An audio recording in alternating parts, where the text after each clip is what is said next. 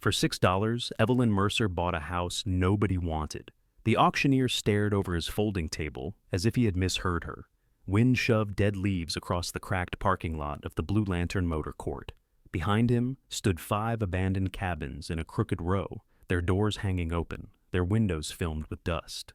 "Ma'am, did you say 6? "I did." The auctioneer looked at Cal, perhaps expecting the husband to correct the wife. Cal had both hands wrapped around the handle of his cane.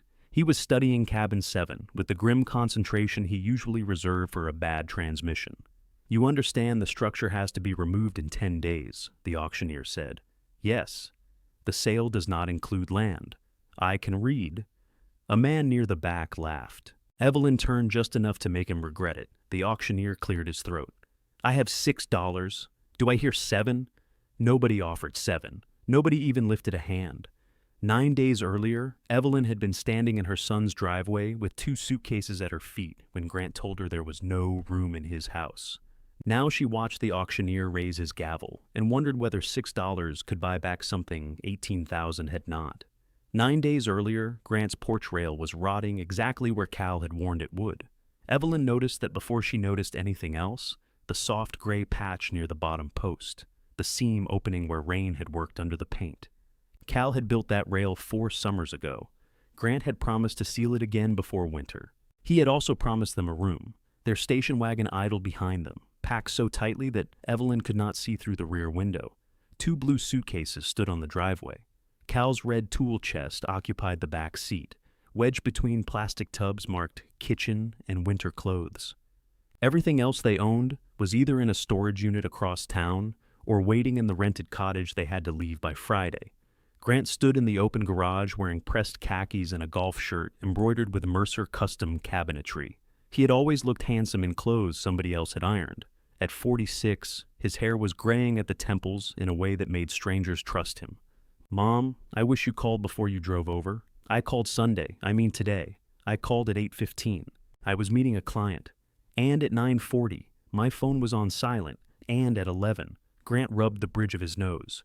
It was a gesture he had inherited from Cal, though Cal used it when thinking, and Grant used it when he wanted the room to understand he was being tested. Behind him, the garage was filled with cabinet doors, boxes of hardware, and 2 unfinished display islands. Evelyn could see the old wooden ladder Cal had loaned him 3 years ago. Grant had painted one side of it white. Cal turned off the station wagon. The sudden quiet made the driveway feel exposed. "We don't need much," he said, "just somewhere to land while we look around." Grant glanced toward the house. "It's not that simple." "The room over the garage still there?" Cal asked. "It's there. Good start." Evelyn almost smiled. Cal could make a joke sound like a peace offering. Usually Grant took it. Today he looked down at the suitcases instead. "The upstairs room is full of showroom inventory. We had a supplier dump a whole order on us early. The guest room is Paula's office now, and she has conference calls all day.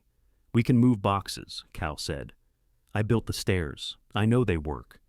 "You're not carrying boxes up those stairs. I didn't say I'd carry them. I said we." Grant's mouth tightened. "Dad, please don't turn this into a project." The front door opened. Paula came out holding a ceramic mug with both hands. She was barefoot, dressed in black slacks and a cream blouse, ready from the ankles up for one of those video meetings Evelyn never quite understood. Paula's eyes went to the luggage, then quickly to Grant. "You made good time," she said. It was the sort of sentence people used when every honest sentence felt dangerous. Evelyn had always liked Paula more than Paula knew. She liked her dry jokes and the way she labeled leftovers with dates. She even liked that Paula had once banned Grant from buying decorative pillows because, as she put it, a grown man already had enough things he refused to put away. But Paula did not come down the porch steps. "We thought we'd bring the first load," Evelyn said. Paula looked into her mug. "Grant said you were still considering the extended stay place." "What extended stay place?" Cal asked. Grant exhaled. "There's one off the highway. Clean rooms, little kitchenettes. I can cover a few nights." "A few nights?" Evelyn repeated. "Until we figure out what makes sense. What makes sense is the room you said would be ours someday. I said that years ago." "Yes. We believed you for years, too." Cal shifted beside her. His left knee had been stiff since the drive, and Evelyn saw him hide the wince by pretending to inspect the porch. Grant saw it as well. For one hopeful second, his face softened. Then he looked back at the overpacked car. "I don't have room," he said. "Not we." I... The words were quiet. That made them worse. Cal nodded once, as if Grant had given him a weather report. Evelyn waited for her son to add something, to say he was scared, ashamed, drowning in debt. Anything that would make the words belong to a man instead of a locked door. Grant pulled his phone from his pocket. "I found a senior community near Maryville," he said. "They have different levels. Independent living to start. And then, if either of you needs more..." Cal laughed. It was not a loud laugh. It came out as one dry breath. "Different levels," he said. "Evelyn, hear that? Like a parking garage. Dad, I'm trying to be realistic." "Realistic would have been telling us this before we gave notice on the storage unit," Evelyn said. "You had to move either way." That was true, and Grant knew truth could be used as a weapon if you trimmed away enough of it. Their landlord, Edna Lyle, had died in April. Her niece inherited the cottage and sold it to a man who planned to tear it down and build 2 larger houses. There had been no scandal, no cheating, no dramatic eviction. A certified letter gave Cal and Evelyn 6 weeks. The niece cried when she delivered it and refunded their last month's rent. 6 weeks should have been enough. At first, Evelyn had treated the move like an accounting problem. Their Social Security checks were steady. Cal had a small county pension. They had $9,400 left in savings if she did not count the amount reserved for his dental work. They could afford a modest apartment. What they could not find was a modest apartment. One place had stairs Cal could climb only sideways. Another smelled so strongly of cigarettes that Evelyn tasted smoke for an hour after leaving. A clean 1-bedroom near the pharmacy wanted nearly half their monthly income, plus fees for the privilege of having a mailbox and a refrigerator. Grant had kept saying, "Don't panic. You've always got the room here." The week before the deadline, he stopped returning calls. Now he tapped at his phone in the driveway. "The highway place has availability. 2 queen beds, free breakfast." "We brought our own marriage," Cal said. "1 bed'll do." Paula made a small choking sound behind her mug. Under other circumstances, Evelyn would have enjoyed that. Grant did not. "I'm booking 3 nights. Evelyn looked past him through the garage. The shelves on the far wall were Cal's work. So was the heavy door Grant leaned against. Evelyn had painted the trim while Paula played old Motown records from an extension cord. They had eaten sandwiches sitting on overturned buckets because Grant had not yet bought chairs. That summer, Grant had pointed above the garage and said, "You two will never have to worry. We'll fix that up right." Evelyn had written the $18,000 check the following Monday. Not payment for a room. She knew that. A mother was not supposed to keep receipts in her heart. Unfortunately, Evelyn had kept books too long to believe numbers vanished just because love was involved. Grant held out his phone. "I'll text you the confirmation." "You already have," she said. He frowned. "You've confirmed quite a lot." She picked up one suitcase. Cal reached for the other, but his fingers did not close properly around the handle. Evelyn saw Grant notice. He took one step forward. Cal got it on the second try. "Leave it," Grant said. "I'll load them." "They're loaded," Cal replied. Paula finally came down from the porch. "Evelyn, wait." She kept her voice low.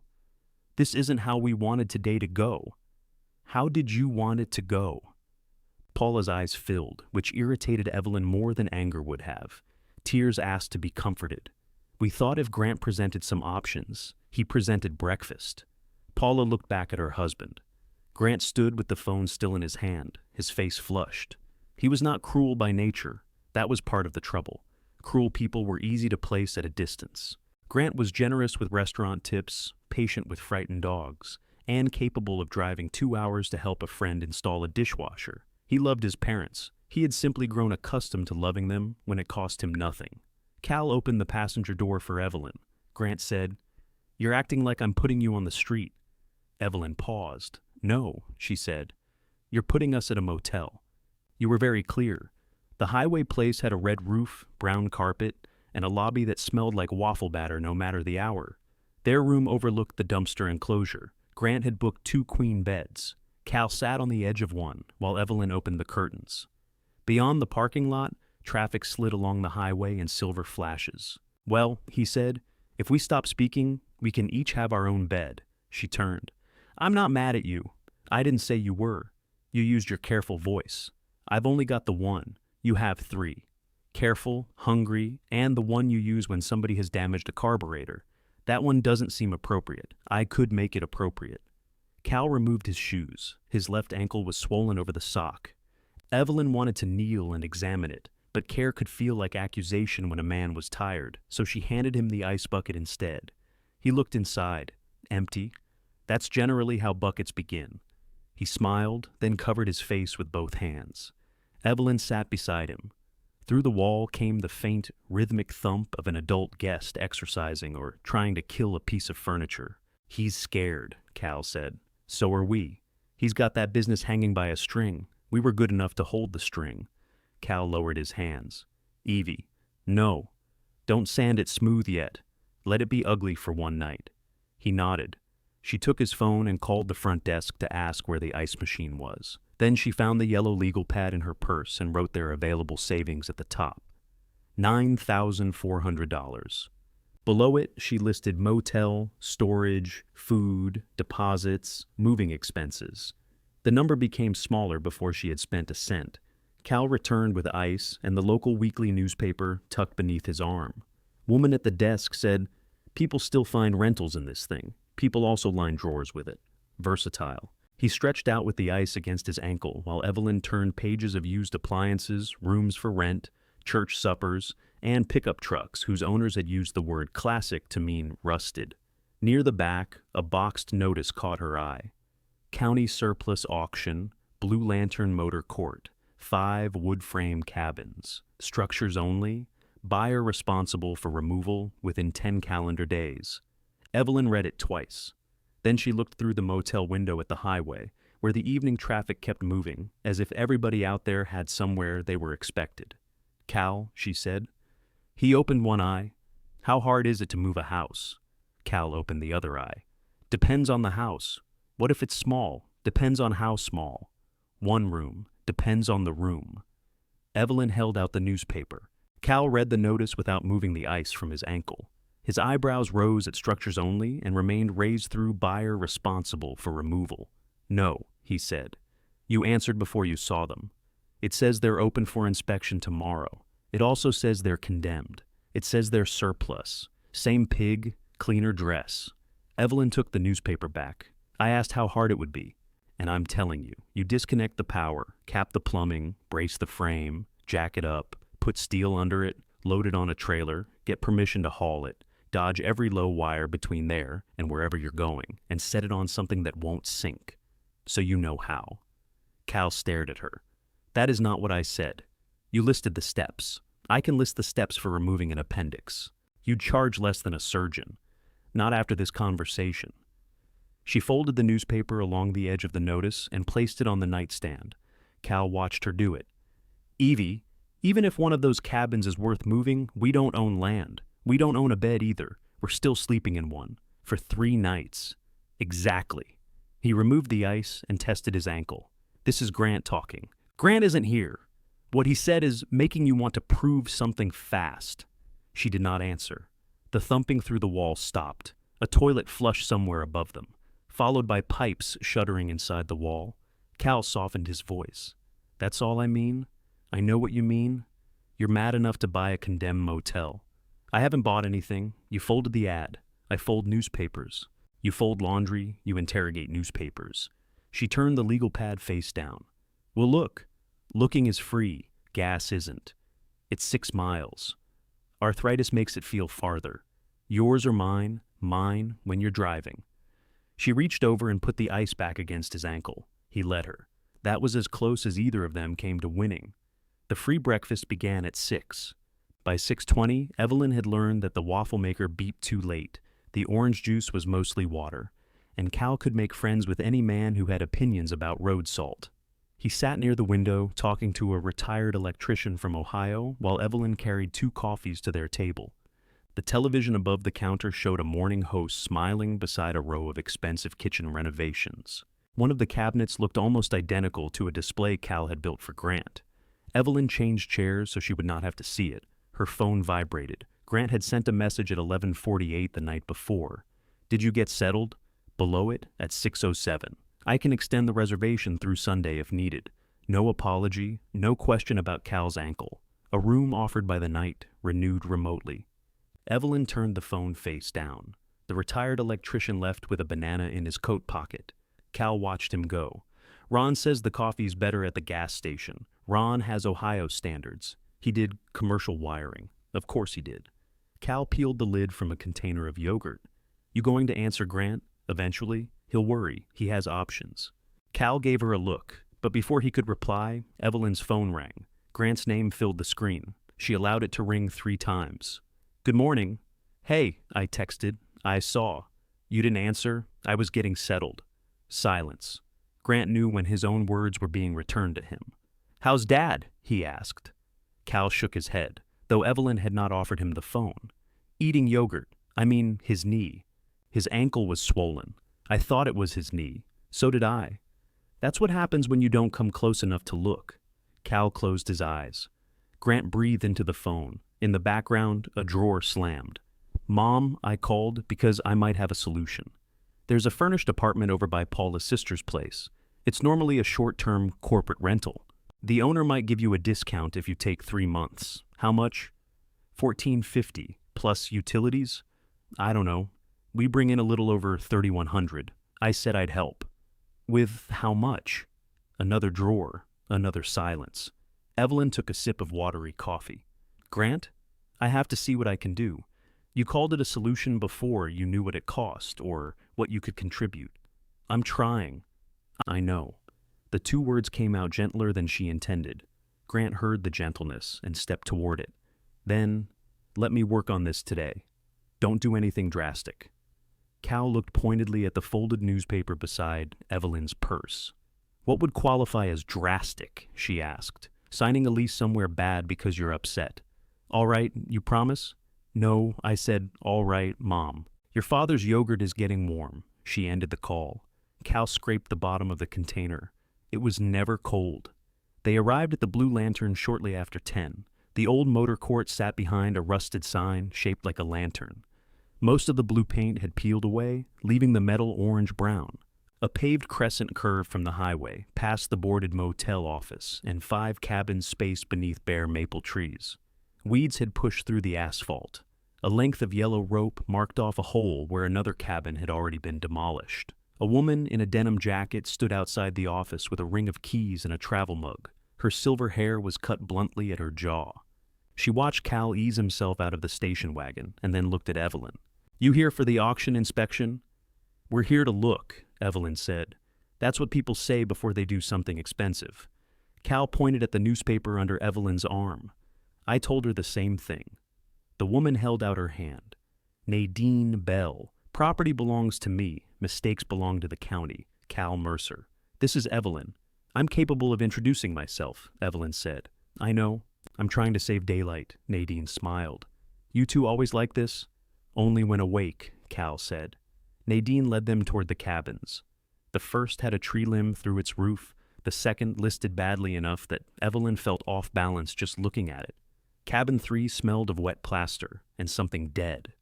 Cabin 4 had been stripped of copper, fixtures, even its doorknobs. People steal the oddest things, Evelyn said. Doorknobs are easy to carry, Nadine replied. Bathtubs require commitment. Cabin 7 stood farthest from the office, close to the highway end of the property. It was narrower than Evelyn had imagined and painted a faded green that had once aspired to cheerfulness. The porch was only 3 feet deep. Its single window had been covered with plywood, but the metal roof looked straight. A brass number 7 clung to the blue door beneath 2 bent screws. Nadine unlocked it. The smell came first. Dust, damp wood, mouse droppings, old soap. Sun entered through gaps around the plywood and drew thin gold lines across the floor.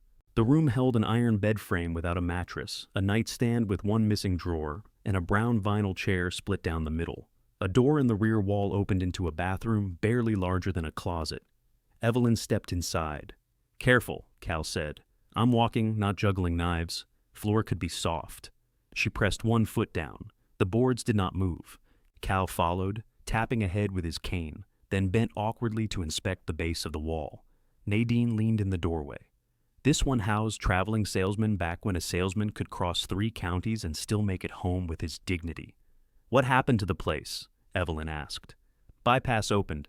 Travelers stopped traveling this way. My husband kept it limping along until he died.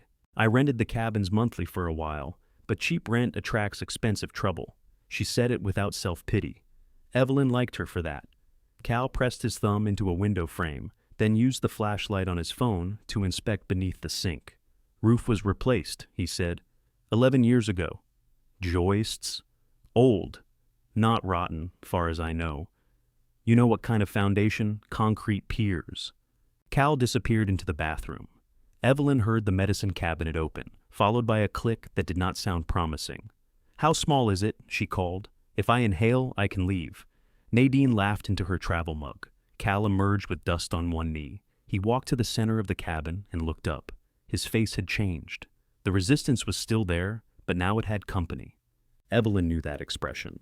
It was the look he gave a broken thing when he had begun arguing with the person who declared it finished. "Could it be moved?" she asked. He ran his palm over a wall stud exposed where plaster had fallen away. "Maybe. Maybe yes. Maybe it doesn't collapse until after you pay the hauler. What would it cost? To move? Couple thousand if the route is clean, more if it isn't. Then you need a place to put it. Footings, utility hookups, permits, repairs. How much altogether? Depends how wrong I am." Nadine pushed away from the doorframe. "You planning to live in it?" Cal answered first. "No." Evelyn answered second. "We need somewhere." Nadine looked from one to the other. She did not ask why. That made Evelyn like her a little more. "Well," Nadine said, "I need it gone. Whoever buys it has 10 days because demolition starts after that. If you're serious, talk to a building mover before you bid. The $6 house usually costs considerably more than $6. Evelyn glanced at her. "Why 6? Figure of speech." Cal made a sound low in his throat. Outside, a truck swept past on the highway, rattling the plywood over the window. For an instant, Evelyn could picture the room without the smell and debris. A small table beneath the window, Cal's chair near the wall, their blue suitcases unpacked instead of waiting by someone else's driveway. The picture was ridiculous. It was also the first picture of the future that had not placed them inside a room chosen by Grant. Cal stood beside her, studying the distance between the floor and ceiling, as if measuring it with his eyes. "You're doing it again?" he said. "What? Spending money in your head. I haven't spent a dime. You've bought curtains. I already own curtains. We don't own land. You've mentioned that. And we have to leave the motel Friday. You've mentioned that too." Nadine locked the door behind them. "Auction Saturday at 9. If you decide to bid, bring identification and common sense." "Do you accept one without the other?" Evelyn asked. "County usually does." Back in the station wagon, Cal did not start the engine. He looked through the windshield at cabin 7.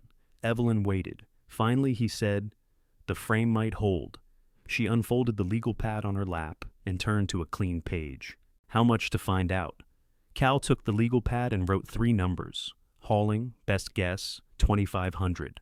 Setting it down, maybe another 1,000. Bracing lumber, permits, utility disconnects. It isn't connected to utilities. That helps. You say that like you're disappointed. I say it like I don't trust good news. He added several more figures, each one uglier than the last. Evelyn watched their savings vanish in his square block handwriting. "This doesn't include land," he said. "I know. Or getting power and water to the land. I know. Or making it fit for human life. You could have led with that before I stepped inside." He handed the pad back. "We need a real estimate." Nadine was unlocking the motel office when they crossed the lot. She listened to Cal describe the cabin's framing, interrupting twice to correct his assumptions about where the sewer line ran. "There's a woman named Maya Santos," Nadine said. "Owns Ridgeway Towing and Recovery. She moved 2 sheds for my cousin, and neither one fell apart until years later." "Comforting," Evelyn said. "Those collapsed because my cousin stores bowling balls in the rafters."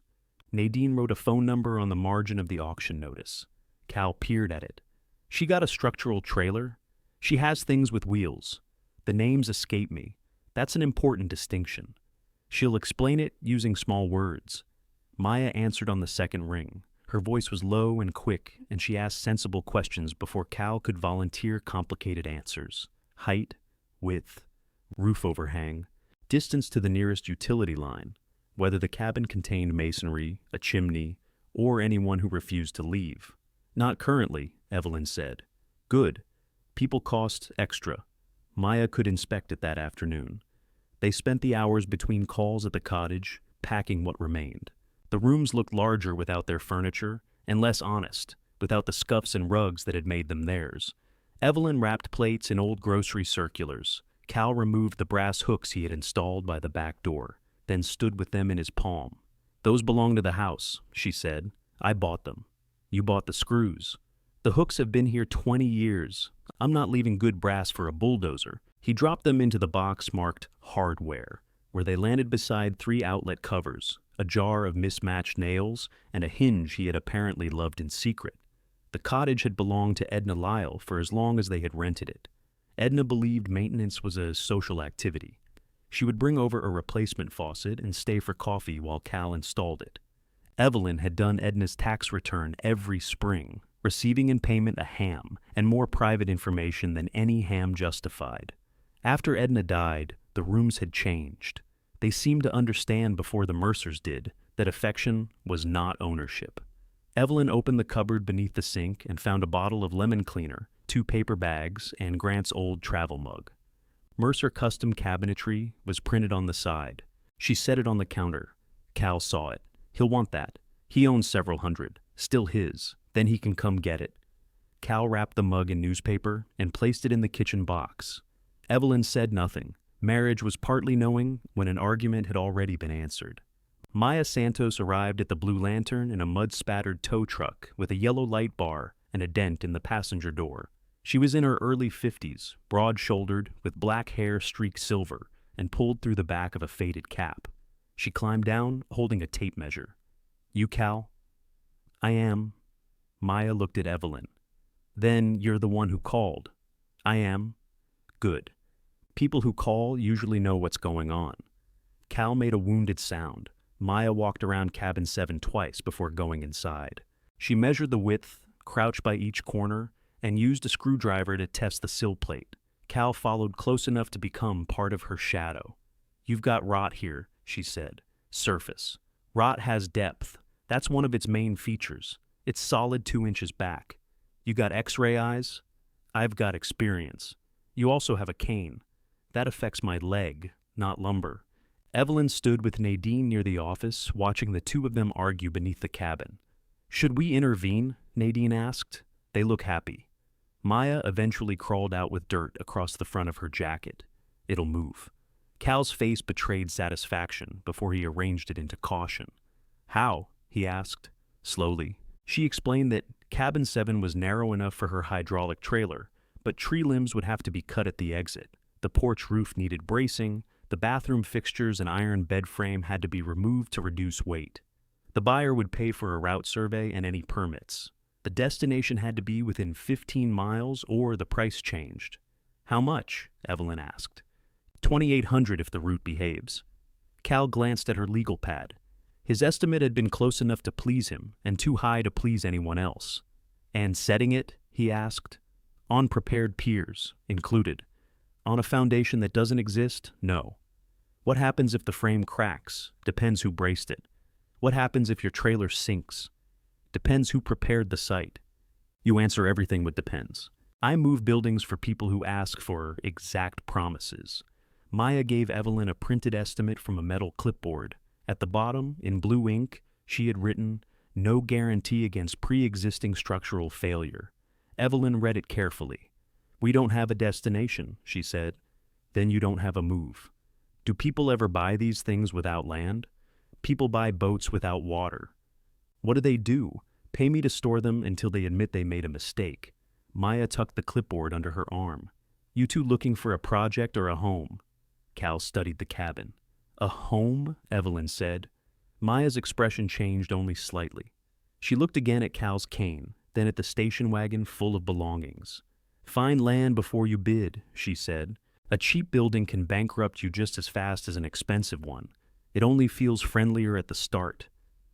Grant extended the motel reservation through Sunday without asking. Evelyn knew because a new confirmation arrived while they were returning Maya's estimate to the legal pad. The message beneath it said he had an appointment to see the furnished apartment on Saturday. She called him. "I thought you'd be pleased," he said. "Did you sign anything?" "No, I'm gonna look." Don't. Why not? Because we can't afford it. I said I would help. You said you'd see what you could do. That's the same thing. It isn't in bookkeeping. Grant sighed.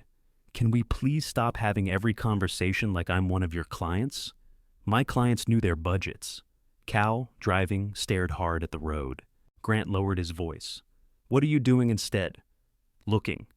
At what? Options. What kind of options? Evelyn watched bare trees slide past the window. The kind that don't belong to you. He went quiet. Mom, I don't like this. You don't have to live in it. She heard the words after she said them. So did Cal. Grant said, What does that mean? Nothing yet. Are you signing some terrible lease to prove a point? I'm not proving anything. You sound just like you did when you bought that station wagon without air conditioning. The air conditioning worked when I bought it. For 12 minutes. It was February. Cal coughed into his fist to hide a laugh. Grant heard. Is Dad there? He's driving. Put me on speaker. No. Why? Because he's driving. He can still hear. He deserves some peace. Grant's next breath carried anger, but when he spoke, it was fear that came through. Just tell me where you'll be Monday. Evelyn looked at the legal pad. I don't know. That was the first honest sentence either of them had spoken, and it left no easy place to go. They stayed at the cottage through the weekend, sleeping on a borrowed air mattress so they would not waste the motel nights Grant had purchased. Cal spent Sunday measuring their furniture to see what might fit inside cabin 7. He claimed it was only an exercise. Their oak dining table was too large. Could shorten it, he said. No, take a leaf out. It doesn't have leaves. Everything can lose a little around the middle. You touch that table with a saw, I'll shorten you. He marked keep beside it anyway.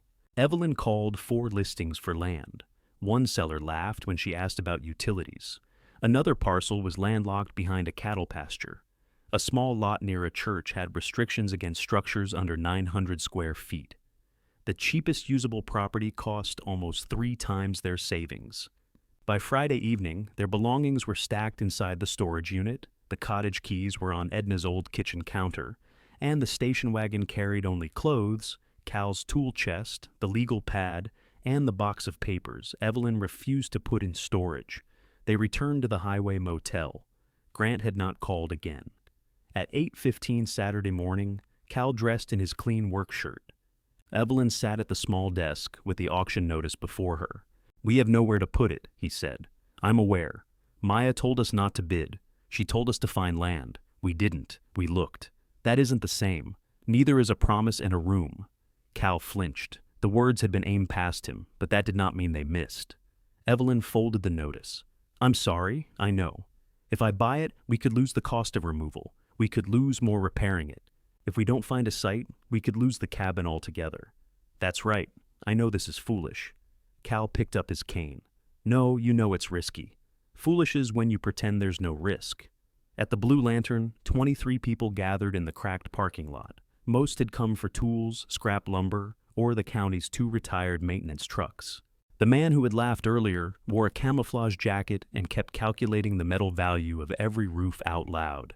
Cabin 7 came last. The auctioneer began at $500. Silence answered him. He dropped to 100, then 50, then 25. $5, the man in camouflage called. For the tin, he told everyone. The auctioneer scanned the crowd. I have 5. Do I hear 10? Nobody moved.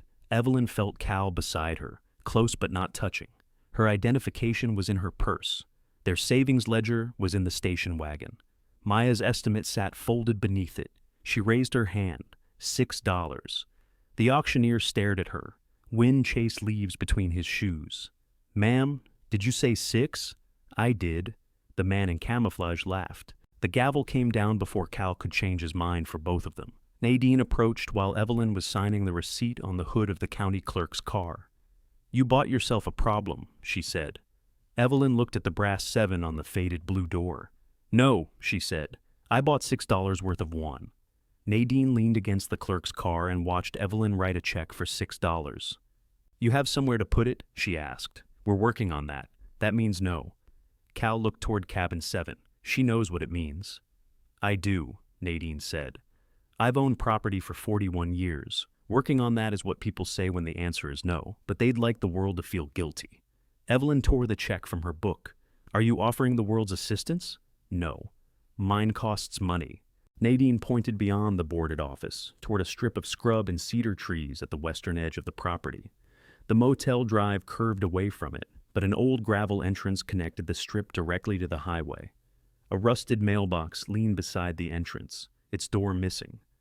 That half-acre isn't part of the demolition area, she said. Used to be overflow parking before people decided they preferred interstates and identical coffee. I'd lease it. Cal's attention shifted from the cabin to the land.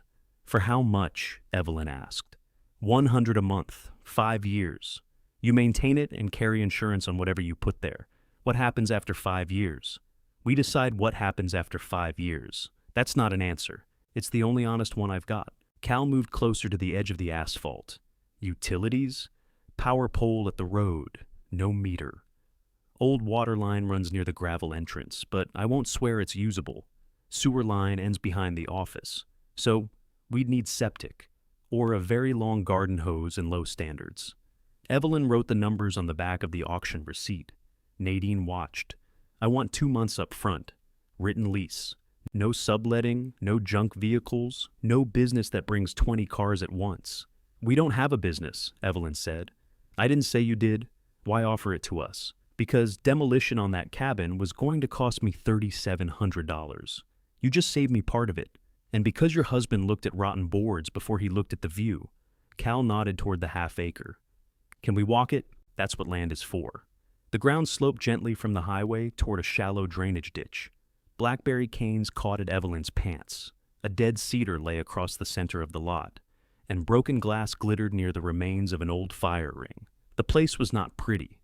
It had no mature shade, no fence, no clean place to set a chair, but it had distance from the boarded office. It had an entrance of its own. Through the trees, Evelyn could see Cabin 7's blue door. Cal tapped the ground with his cane, then pushed aside leaves with his shoe. Soft. It rained Thursday, Nadine said. Clay under the topsoil? Mostly. We'd need gravel before Maya brings the trailer in. Nadine lifted one shoulder. Your gravel. What about cutting those cedars? Your saw. Lease needs to allow permanent footings. Your attorney. We don't have an attorney. Then your eyeglasses. Evelyn looked toward the highway. A pickup went by, followed by a delivery truck. The noise rose and fell quickly. It was not peaceful, but it was alive. 100 a month for 5 years, she said, with an option to discuss buying the parcel before you offer it to someone else. Nadine narrowed her eyes. Discussing is free. Put it in writing. You really did keep books, didn't you? For people who thought receipts were a form of criticism. Cal stepped around the fallen cedar. Don't agree yet. I haven't. You're using your agreement voice. I have one voice. You have 4, Cal said. Regular, company, telephone, and the one that makes grown men search for missing paperwork. Nadine held out her hand. I'll have a lease Monday. Evelyn shook it. Cal looked at their joined hands as though he had just watched 2 people light a fuse. In the station wagon, he sat without starting the engine. We bought the cabin before the land, he said, by 8 minutes. You shook hands before we priced the site work. The county gave us 10 days. That is not an argument for moving faster. That is an explanation for why they gave it to us for $6. Evelyn laid the receipt on the dashboard. It looked absurdly small. We can walk away, she said. Cal turned toward her. We lose $6. Nadine demolishes it.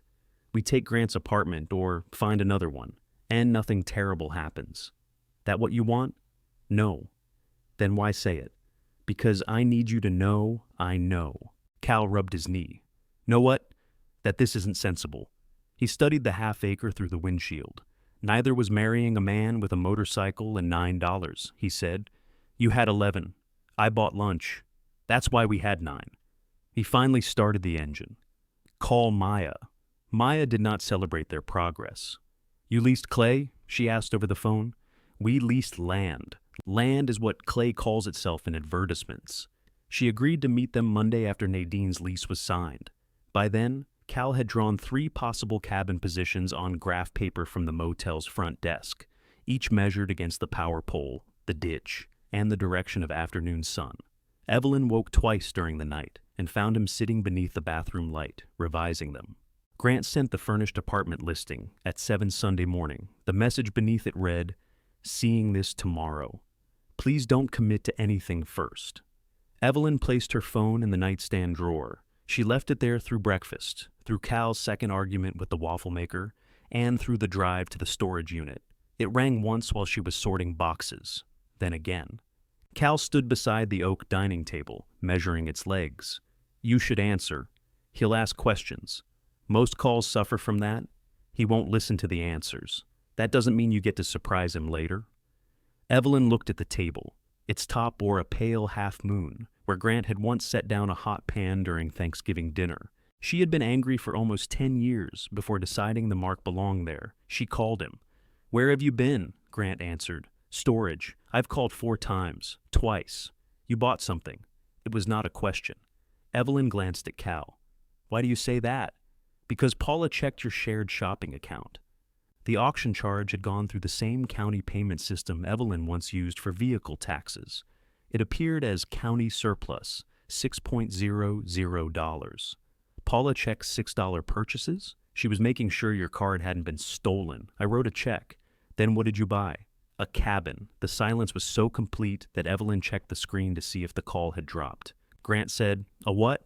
"1-room cabin." "Where?" "At the Blue Lantern, the abandoned motel." "One of the cabins." "You bought a motel cabin?" "Only one."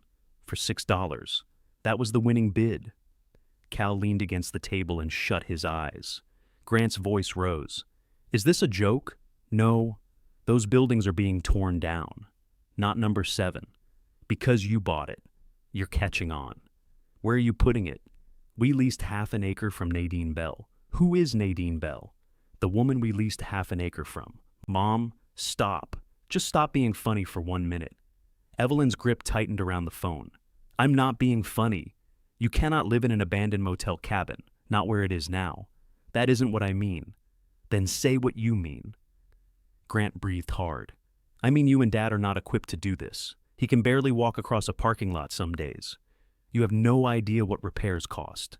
You have no idea whether the place is safe. Somebody heard you were desperate and sold you garbage. Nobody sold it to us. We bid. That is not better." "No," she said. "It's ours." Grant went quiet again, but this silence had shape. Evelyn could feel him choosing between anger and panic. "I'm driving over," he said. "We won't be here." "Where will you be?" "Signing the lease." He said her name in the pleading voice he had used only a handful of times in his adult life. "Mom, please don't do this because of what happened Thursday." There it was. Not an apology. A weather event. "What happened Thursday?" she asked. "You know, I want to hear you say it." Cal looked away. Grant did not speak. Evelyn waited until the silence made her cruel, then ended the call. Nadine's lease was 3 pages, typed in large print. Evelyn read every line at the boarded office while Cal walked the lot with Maya. The lease gave them the western half-acre for 5 years, allowed a single residential structure, and made them responsible for utilities, insurance, maintenance, and removal if the agreement ended. Nadine had added one handwritten sentence before printing it. Tenant will be given first opportunity to discuss purchase before parcel is listed for sale. "Discuss," Evelyn said. "I promise discussion." "You also spelled opportunity wrong." Nadine took the pen, corrected it, and initialed the margin. Evelyn wrote a check for $200. Maya's site estimate added $900 for gravel, leveling, temporary cribbing, and 4 concrete piers. Power and water would come later, much later, judging by the shrinking balance on Evelyn's ledger. They spent 3 days preparing the cabin. The iron bed frame went to scrap. Cal removed the sink and toilet while complaining that whoever installed them had hated future plumbers.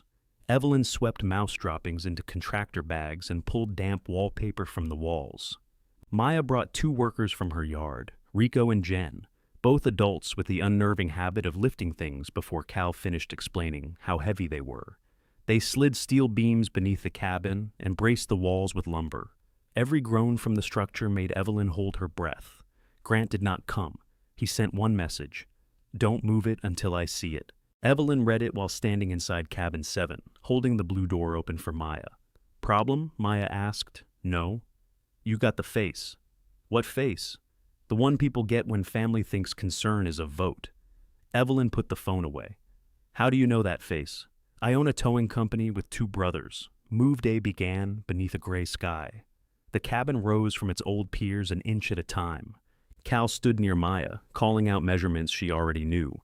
Nadine watched from the office steps with her travel mug. When the trailer finally rolled forward, Cabin 7 shuddered, but it held.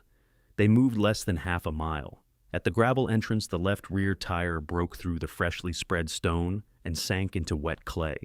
The trailer tilted. A sharp crack came from the cabin's front corner. Everyone stopped. Cal's face emptied. Maya climbed down slowly and looked toward the darkening sky. "Tell me that was a brace," Evelyn said. Cal walked to the blue door. It had shifted inside its frame and would no longer open. "No," he said, "that was the house." Maya held up one hand before anyone moved. "Nobody touches anything until I know where the weight is." Cal stopped with his fingers inches from the doorframe. "I need to see the corner. You need to stay out from under a tilted building. I wasn't going under it. You were thinking under it."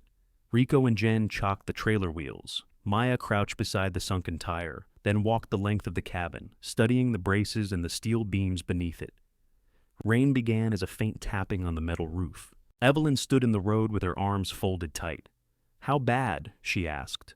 Maya looked up. "Don't know yet. Best guess." "My best guess is we don't guess while it's moving." She climbed onto the trailer and put one shoulder against the blue door. It opened less than an inch before binding at the top. Cal limped closer. Front sill twisted. "Looks that way. The corner post may have split. May have. If it did, we need to take the load off before you pull forward." Maya looked down at him. "That's the first useful thing you've said since the tire sank." Cal accepted this as praise. Maya used the towing truck's winch to steady the trailer, while Rico dug clay away from the wheel. Jen brought thick timber blocks from the equipment truck and built a platform beneath the axle. The rain strengthened, turning the fresh gravel black. Nadine appeared beside Evelyn, holding a second umbrella. "I told you the ground was soft," she said. "You also leased it to us. I have many talents." The cabin gave another low groan as Maya lifted the axle with a hydraulic jack. Cal flinched. "He looks like that hurts him," Nadine said. "He thinks wood feels pain. Does it?" According to Cal, everything feels pain except people who install laminate flooring. Maya called for more cribbing. Cal stepped forward again. Evelyn caught his sleeve.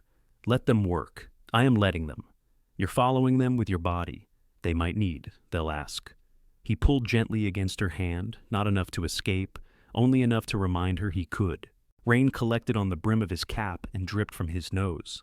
"I should have had them spread gravel deeper," he said. Maya priced the site. "I saw the clay. So did she. I knew better." Evelyn tightened her grip. "Then why didn't you say something?" His eyes flashed toward her. "I did." He had. He had called the ground soft on the first walk. He had asked about clay.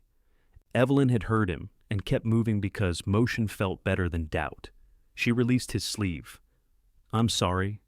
Cal looked toward the sunken trailer. "Later." Maya repositioned the winch line, then had everyone stand clear. The cable drew tight with a metallic hum. Mud sucked at the tire. For several seconds, nothing happened. Then the wheel climbed onto the timber platform. The cabin shifted with it. A strip of green siding tore loose at the front corner and fell into the mud. "Stop!" Cal shouted. Maya had already stopped. Behind the siding, the corner post showed a pale diagonal split. Cal climbed onto the trailer before Evelyn could reach him. He ran his fingers along the crack, pressed the wood on either side, and asked Jen for a drill and 2 pieces of bracing lumber. Maya stared at him. "You carrying structural screws in your pocket? Tool chest." "Of course." Rico retrieved the red chest from the station wagon. Cal selected screws while Maya and Jen held a temporary brace in place. His hands trembled as he fitted the driver bit. The first screw slipped and dropped into the mud. "I've got it," Jen said. "I can do it. I didn't say you couldn't." She held out her hand and waited. After a moment, Cal gave her the drill. Evelyn saw his mouth harden. He stepped back while Jen drove the screws exactly where he pointed. The brace pulled the split post tight enough for the door to open. "Temporary," Cal said. "Everything on this planet is temporary," Nadine said. Cal looked at her. "That's supposed to help?" "No." The rain eased by the time the cabin reached the 4 concrete piers. Maya lowered it slowly, checking level at every corner. It sat higher than it had at the motel, with open air beneath the floor and raw blocks visible between the piers. The blue door closed if Evelyn lifted it by the knob. "That'll get old," she said. "Door needs rehanging," Cal replied. "Add it to the page."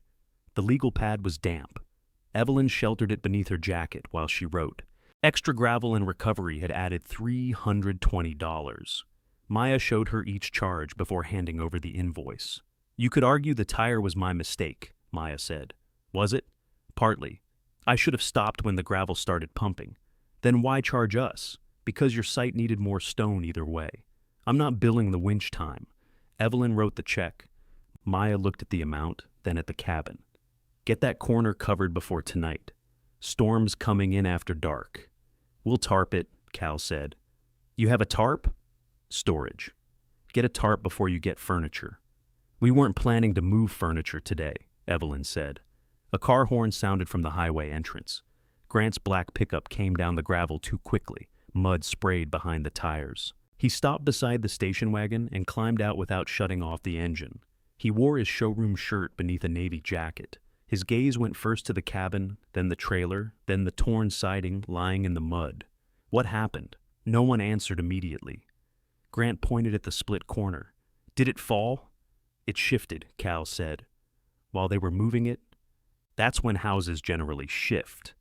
Grant ignored the humor. "Is anybody hurt?" "No," Evelyn said. His shoulders dropped a fraction. He turned toward Maya. "Are you in charge?" Maya wiped rain from her forehead with the back of her glove. "Of my company. Is this thing safe?" "It's sitting safely." "That isn't what I asked. It's the answer I have."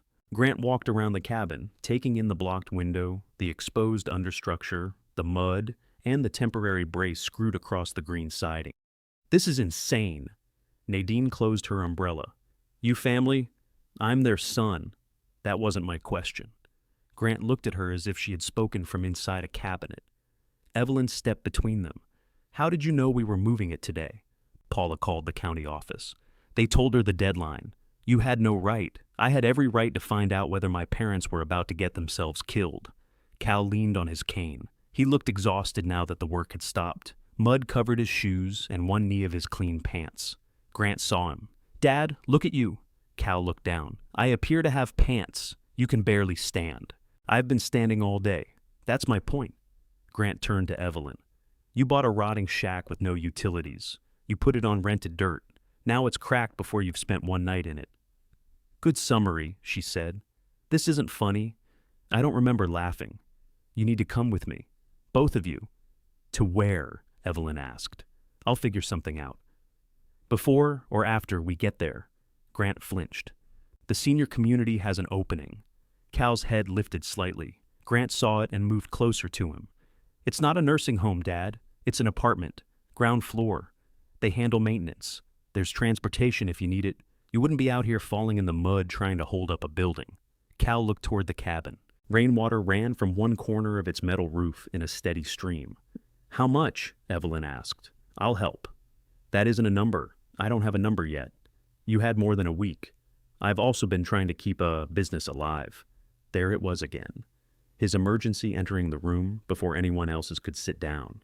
Grant turned to Cal. "You know this is too much." Cal pressed his lips together. Evelyn waited for him to make a joke. He did not. Grant stepped nearer. "Come stay at the house tonight. We'll clear something." "We were told there was no room," Evelyn said. "I'll make room." "Where?" "The living room, if I have to." "On what?" "We have a sectional." Cal's eyes remained on the cabin. For one dangerous second, Evelyn pictured the ease of it. A warm shower, a kitchen with lights. Cal asleep somewhere dry, even if it was on Grant's sectional, with his bad ankle hanging over the end. Then she pictured their suitcases returned to the driveway whenever Grant decided the emergency had lasted long enough. Grant reached for Cal's arm. "Come on." Cal did not pull away. Evelyn felt something cold move beneath her ribs. "Concern that doesn't offer us room isn't care," she said. "It's control. I just offered room for tonight, because tonight is when the storm is coming." "And tomorrow?" Grant opened his mouth. Maya turned away and began securing chains on her trailer. Nadine walked toward the office. Their discretion made the conversation feel more naked, not less. Grant's hand remained on Cal's sleeve. I'm trying to keep you safe, he said. Cal finally looked at him.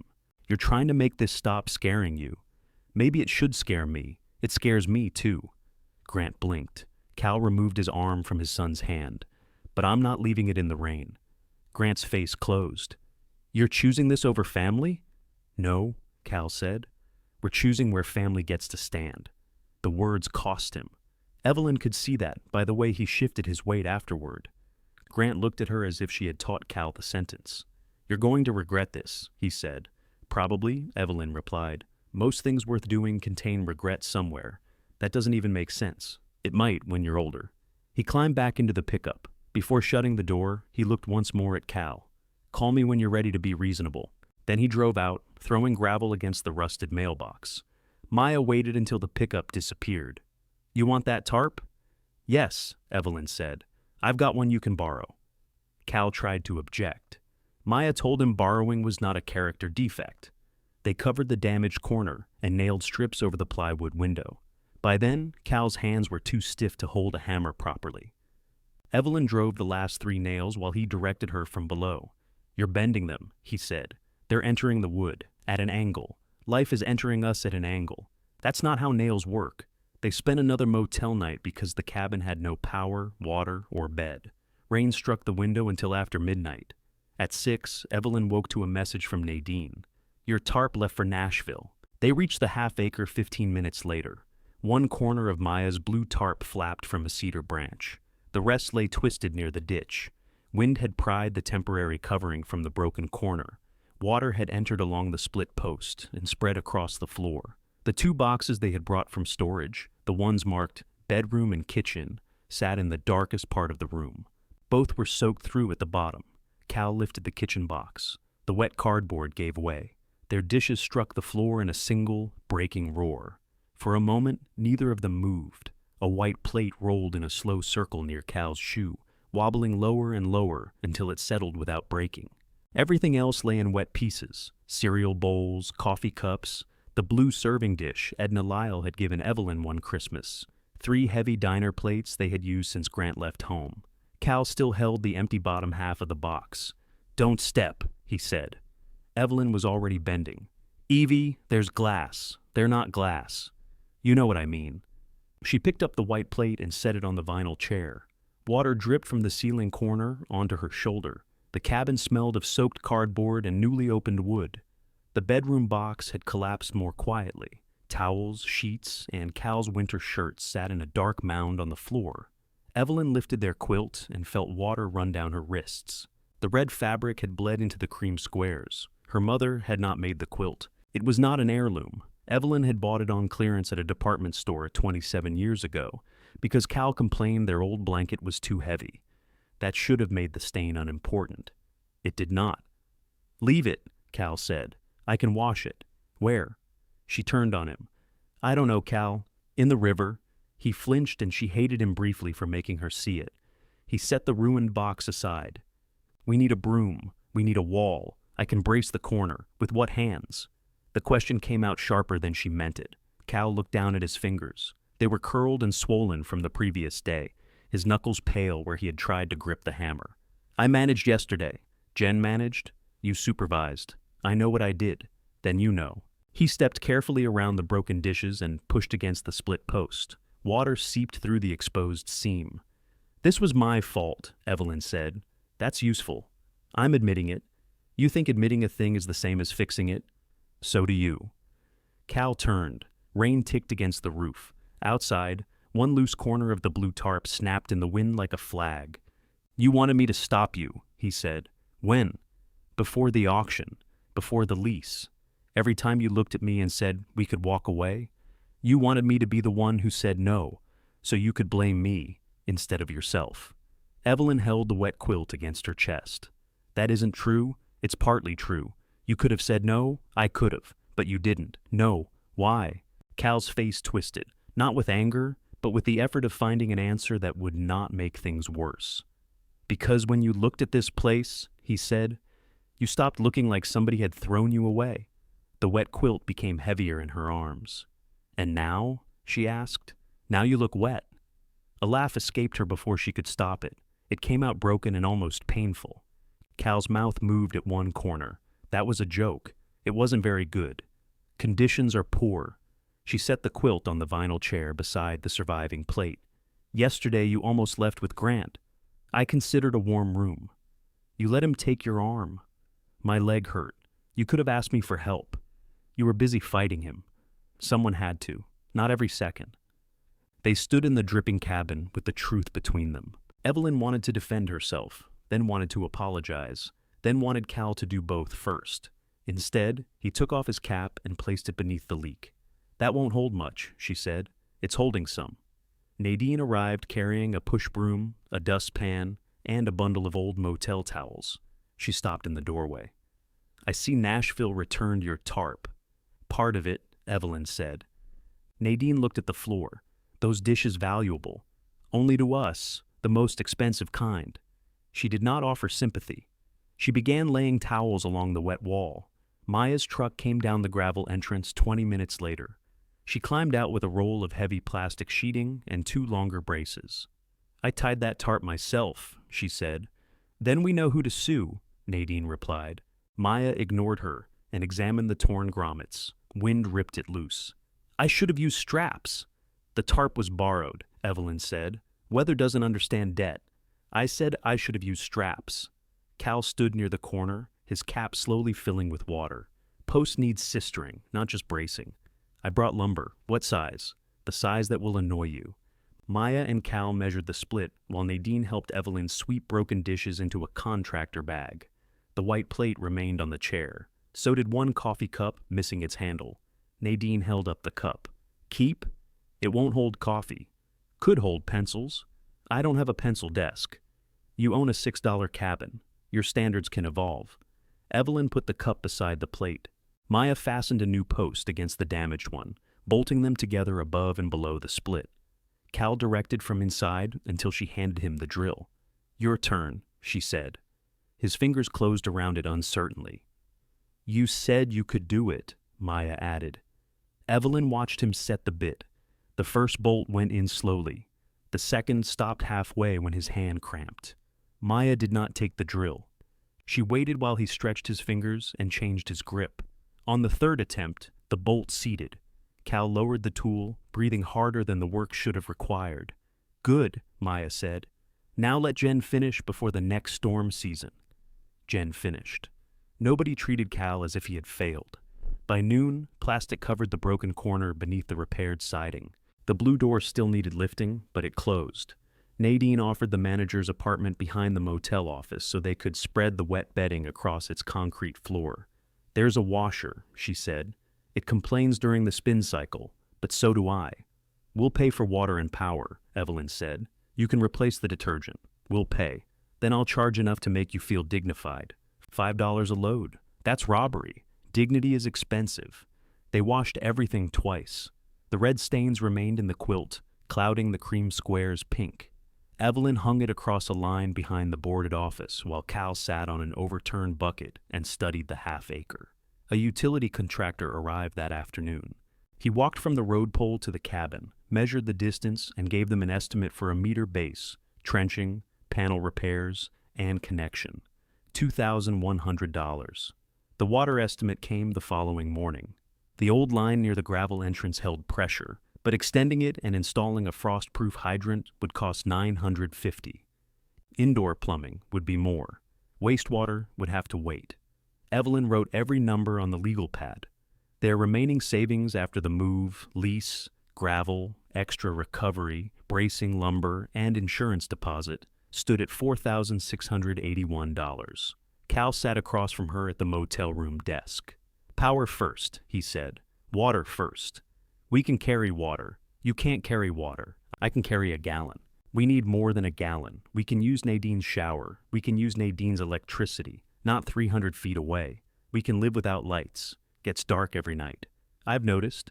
They price smaller solutions. A used generator cost almost as much as the electrical deposit and needed fuel. A portable water tank solved supply, but not drainage. A propane heater would keep them warm, but not safely unless Cal installed ventilation. Every cheap answer arrived holding hands with another expense. Evelyn drew a line through the total and rewrote it. What if we do the electrical connection and an outdoor water hydrant? She asked. That leaves us under 2,000. We still have our monthly income. We still have food, storage rent, gas, prescriptions, and your dental work. That can wait. No. Teeth aren't structural. They're attached to your head. Head's paid for. Debatable. They ordered the power connection and delayed the water line. Grant called while Evelyn was paying the deposit. She stepped outside the contractor's office. Are you still at the motel? He asked. Until tomorrow. Then what? We move into the cabin. It has no electricity. It will. It has no plumbing. Not yet. Mom? She leaned against the station wagon. Did you call to ask, or did you call to list? I called because Paula thinks I should apologize. That sounds like Paula's task. I'm sorry about Thursday. Evelyn waited. I handled it badly, he continued. I felt cornered. You were standing in a 2-car garage. That's not what I mean. I know. I should have told you sooner that the room wasn't available. The apology landed with all its careful boundaries. He regretted the timing, not the locked door. Thank you, she said. You're welcome. Grant sounded relieved. He had mistaken acknowledgement for absolution. Now, will you please come see the senior place before you move into that cabin? No. Why not? Because accepting your apology doesn't mean doing what you want. Then what does it mean? It means I heard you. He exhaled sharply.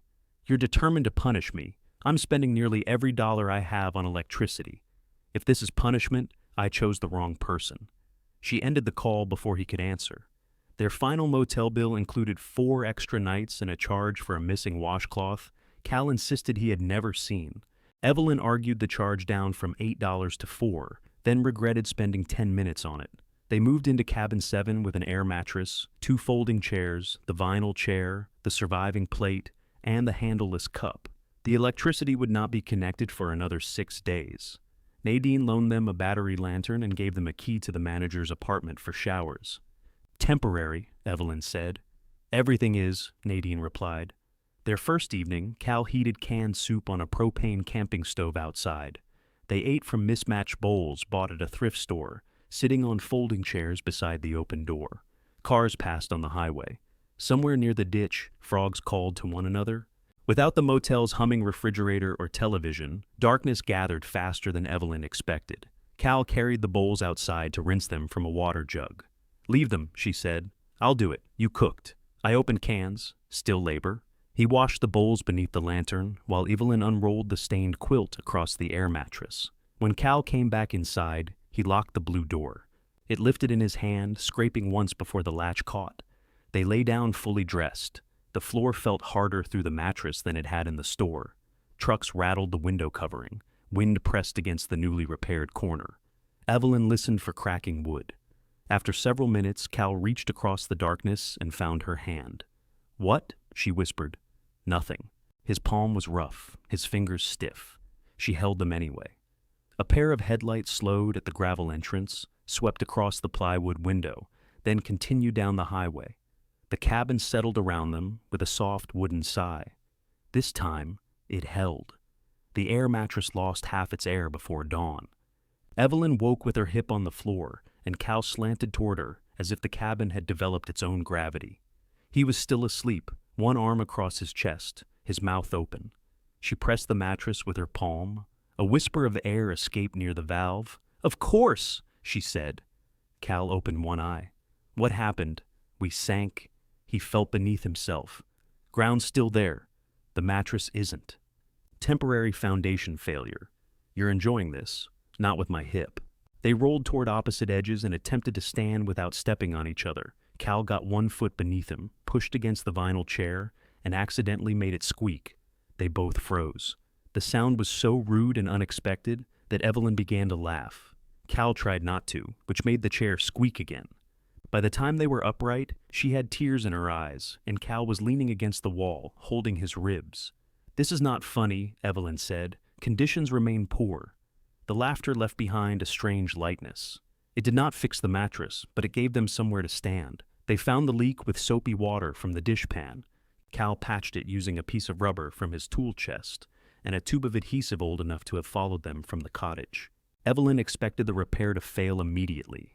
It held through breakfast. By the third morning, they had developed a routine around everything the cabin lacked: Evelyn filled water jugs at the manager's apartment, while Cal heated coffee outside. They carried their towels and clean clothes across the old motel drive for showers, locking cabin 7, even though the only objects worth stealing were a battery lantern and one damaged chair.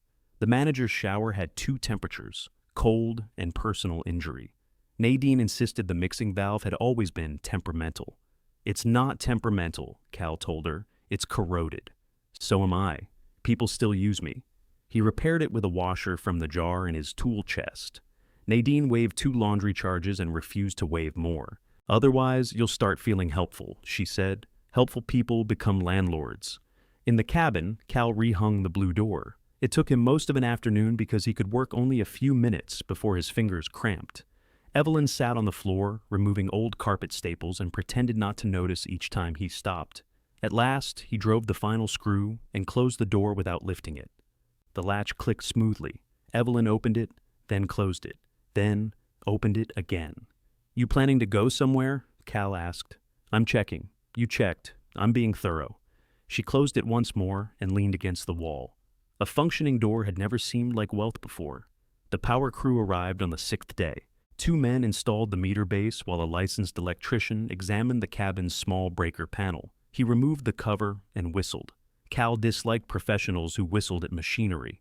"What?" he asked. "Bus bar is corroded. It can be cleaned. Not enough for me to sign it. It carried power 40 years. It also sat empty 11. Cal moved closer. "Show me." The electrician showed him. They argued quietly for 10 minutes, pointing at metal strips Evelyn could not distinguish from one another. Cal finally walked away and sat on the gravel beside the station wagon. A replacement panel added $260. Evelyn wrote the check. "Don't," Cal said. She looked up. "Don't what? Make that face." "I'm writing. You write with your mouth tight when you're angry. I'm not angry." "You should be. I said the old panel might hold." "Might is expensive." He watched the electrician work. "I could replace it." "You're not licensed. I know how." "You also knew how to move a house, and we hired Maya. That's different."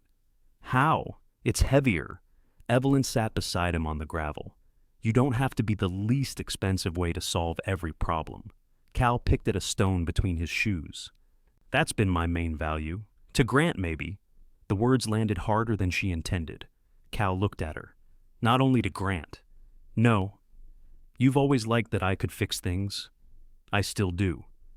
"What happens when I can't?" A utility truck started nearby. The sudden noise gave Evelyn a second to answer. "You sit beside me and criticize whoever can." He gave her a sideways look. "You're very gifted at it," she added. The corner of his mouth moved. He covered her hand with his.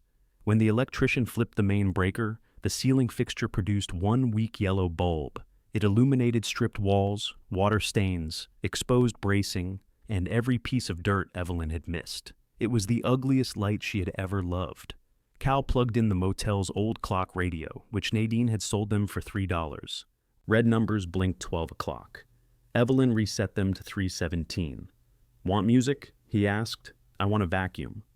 They retrieved their small vacuum from storage and spent the evening cleaning until the bulb shone through a haze of dust. The next morning, Evelyn brought back her sewing machine, 2 boxes of fabric, and the folding card table she had used at the cottage. Cal stared at the table beneath the window. "You said my workbench wouldn't fit. Your workbench weighs 100 pounds. 92. This folds. So does cardboard. Cardboard doesn't sew."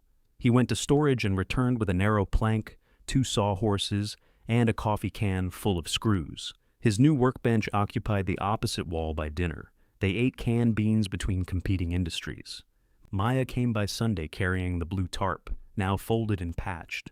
"Thought you might want to keep your enemy close," she said. Evelyn noticed a long tear beneath the sleeve of Maya's work jacket. The fabric had pulled away from the seam. "Take that off." Maya glanced at Cal. "Is she like this with everybody?" "Only the dressed." Evelyn turned the sleeve inside out. The rip was clean, but the lining had frayed. "I can fix it." "How much?" "20. For one seam." For questioning the price. Maya took off the jacket. Underneath she wore a black t-shirt with Ridgeway towing across the chest. "I've got 5 more at the yard," she said. Then we discussed quantity. People still need clothes repaired. People still catch them on metal. Maya left the jacket. Evelyn repaired it that afternoon, reinforcing both sleeves because the second had begun to weaken. When Maya returned, she ran her thumb over the stitching. "That'll outlive me. No guarantees against pre-existing structural failure," Evelyn said. Maya laughed and paid $25. The $5 beyond the price sat on the card table for several minutes. Evelyn wanted to return it. Then she entered 25 under income on the legal pad. Cal saw the entry. "First profit," he said. "First revenue. You taught Grant the difference. He forgot. He forgot many things." That evening, Grant emailed a spreadsheet titled Urgent Vendor Reconciliation. The message contained no greeting. "Can you look at this? Numbers don't match, and I need to know what we actually owe before Monday." Evelyn opened the attachment before deciding whether she should. Rows of invoices filled the screen. Grant had applied 2 payments to the wrong vendor, entered a deposit as income, and failed to record 3 returned orders. She identified the likely difference within 6 minutes. Her fingers moved toward the keyboard. Cal was sanding a table leg across from her. "What's that?" "Grant's accounts." "He call?" "Emailed." "Ask how we are?" "No." Cal kept sanding. Evelyn stared at the spreadsheet. For years, Grant had sent problems this way, already opened and bleeding, knowing she would reach for them before thinking. He rarely asked whether she had time. Need had been his form of permission. She closed the file. Grant called 11 minutes later. "Did you see my email?" "Yes." "Can you figure it out?" "Probably." A pause. "Great. I need it tonight." "I'm not doing it." "What?"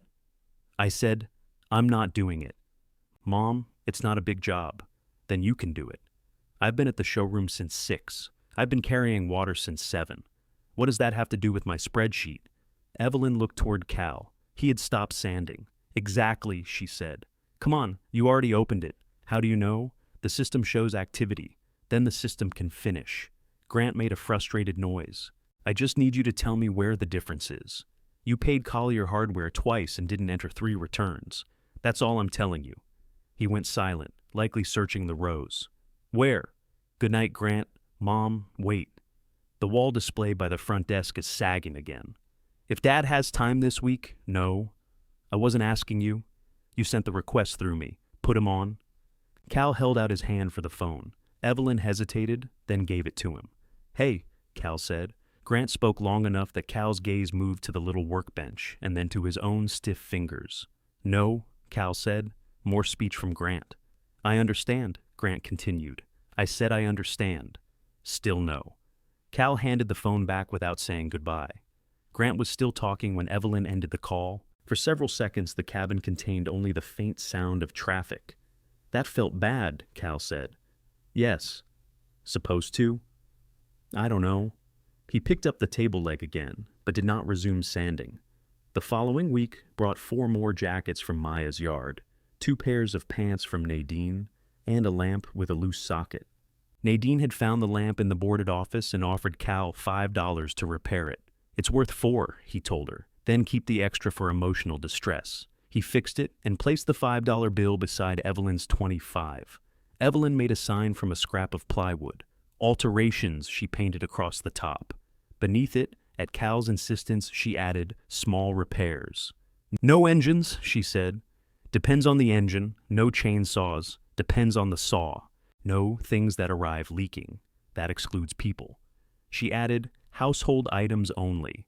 They planted the sign beside the gravel entrance. It leaned left. Cal adjusted it twice and declared the ground defective. The first stranger stopped that afternoon. A dented silver tractor trailer pulled onto the gravel shoulder, air brakes sighing. The driver climbed down slowly. He was a tall black man in his late 60s, wearing a red flannel shirt and carrying a lamp with no shade. "I saw the sign," he said. "This qualify as household?" Cal examined the lamp. "Depends where you've been living. Truck, mostly. Then it's residential." The man introduced himself as Warren Pike. He drove regional routes 3 days a week and had used the Blue Lantern's gravel entrance to turn around for years.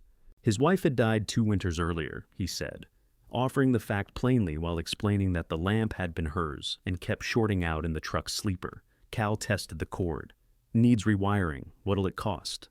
15, 20 if you don't make me watch." Cal sat at his workbench while Warren accepted coffee from Evelyn and lowered himself into the vinyl chair. He looked around the narrow cabin, the sewing machine, the air mattress folded against the wall, the exposed studs, the single white plate drying beside the sinkless bathroom. "This place used to rent by the night," he said. "So we've heard," Evelyn replied. "You open it back up?" "No." Warren nodded toward the two work tables. "Looks open to me." Evelyn followed his gaze. Outside, their crooked sign moved slightly in the wind. Inside, Cal bent over the old lamp, while Warren talked about roads that had changed names and diners that had stopped serving pie. The cabin was still unfinished. They still carried water. Their savings ledger remained frighteningly thin. But for the first time since the blue door closed behind them, someone had arrived not to remove them, assess them, or tell them where they belonged. He had come because they were there. Warren returned with the lamp glowing on the passenger seat of his truck. He parked near the sign, carried it into the cabin, and set it on Cal's workbench. "Ran it 6 hours," he said. "Didn't spark, smoke, or insult me." "That's the full warranty," Cal replied. Warren handed him $20. Cal tried to return $5. I quoted $15. "You also cleaned the socket and replaced the plug. Plug was 50 cents. Then consider yourself overpaid." "I don't like being overpaid." Warren looked at Evelyn. "He always difficult?" "He saves it for customers."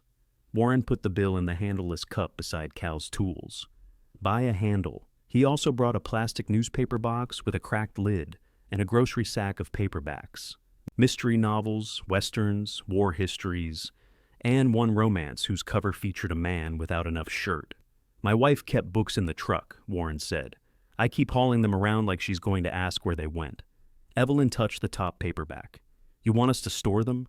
"I want somebody to read them. Storage is what I've already been doing." Cal repaired the lid with a small hinge. They mounted the box beside the roadside sign and painted "Take 1, Leave 1" across the front. The romance disappeared first. 2 westerns arrived in its place, along with a cookbook devoted entirely to beans. "Fair trade," Cal said, "depends on the beans." Work came slowly, then all at once. Maya mentioned Evelyn's sewing to a dispatcher. The dispatcher brought 3 pairs of pants and told a waitress at a diner. Nadine sent over a man with curtains that had been too long since 1998. Someone left a toaster on the porch before sunrise with a note reading, "Please fix," and no name. Cal examined the toaster. "No. You haven't plugged it in," Evelyn said. "It arrived anonymously. Appliances shouldn't have enemies." He set it beneath the sign with a note. "Owner must return." The owner did, embarrassed, and paid $8 to have the cord replaced. Evelyn kept a separate ledger for every repair and alteration. She entered thread, needles, electrical cord, plugs, screws, sandpaper, and mileage to the hardware store. At the end of the first month, their apparent income was $286. Their actual profit was $112. Cal looked over the figures. "We're rich. We can afford 11 feet of water line. Better than 10. They still carried water from the manager's apartment, though Nadine no longer charged for showers. Instead, Evelyn reconciled the motel property's old utility statements and discovered Nadine had been paying a monthly fee for a trash container removed 2 years earlier. Nadine stared at the bills. "I wondered why garbage had become so expensive." "You have no garbage service." "Then it's extremely expensive." The refunded fees covered more than the water they used, which allowed everyone to pretend the arrangement was business. Cal's hands set the pace of their days, whether he admitted it or not. Mornings were best. He could grip a screwdriver, turn a wrench, and sand without stopping. By early afternoon, his fingers stiffened. He began hiding difficult tasks beneath rags when customers arrived. One Thursday, a man brought an oak dining chair with a shattered rung and loose back. Cal quoted $30 and promised it by Saturday. "You can't finish that by Saturday," Evelyn said after the man left. "It's Thursday. I know the week. Then you know I've got 2 days. You have one good morning and a portion of another." He began scraping old glue from the joint. "You have 5 hems stacked by your machine. That has nothing to do with the chair. It has to do with you counting my hours and not yours. I can sew sitting down. I can complain sitting down. Nobody pays." Evelyn took the chair away from him. Cal reached for it. "Give me that." "No, it's my job. And this is our home. I'm not listening to you curse at a chair until midnight. I don't curse at furniture. You called the lamp a faithless bastard. It had intermittent power. She carried the chair outside and set it beneath the small porch roof. Cal followed with his cane. What are you doing? Returning it. The man drove 20 miles. Then we'll call before he drives again. He'll think I can't do it. You can't do it by Saturday. I can do it eventually. Then eventually is what you should have promised. Cal stared at her. His jaw worked with words he did not release. Evelyn took out her phone. I'm calling. Monday? He said. She lowered the phone.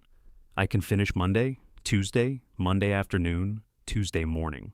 Cal looked at the chair, then at his right hand. Fine. The customer accepted Tuesday without complaint. Cal completed the chair Monday and refused to mention the extra day. Evelyn painted business hours. Tuesday, Thursday, beneath their sign. 3 days? Cal asked. 2 days. Tuesday, Wednesday, Thursday. It means Tuesday through Thursday. That's 3. I meant Tuesday and Thursday. Then punctuation matters. She painted over the dash and added an ampersand. On Monday, Wednesday, and Friday, they repaired the cabin. They insulated one wall at a time, covering it with pine boards salvaged from the motel office. Cal lowered a section of counter so Evelyn could use it seated, then widened the bathroom doorway after bruising his shoulder twice on the old frame. The bathroom still had no functioning fixtures. They placed buckets of tools inside and called it the utility room, so it would sound intentional. The outdoor water hydrant was installed during the 2nd month. Evelyn stood beside the contractor while he opened the valve. The pipe coughed, spat brown water, then ran clear. She put both hands beneath it. Cold water struck her palms and splashed her shoes. Cal came out carrying their enamel coffee pot. Let it run first. It is running. Sediment needs flushing. Cal. What?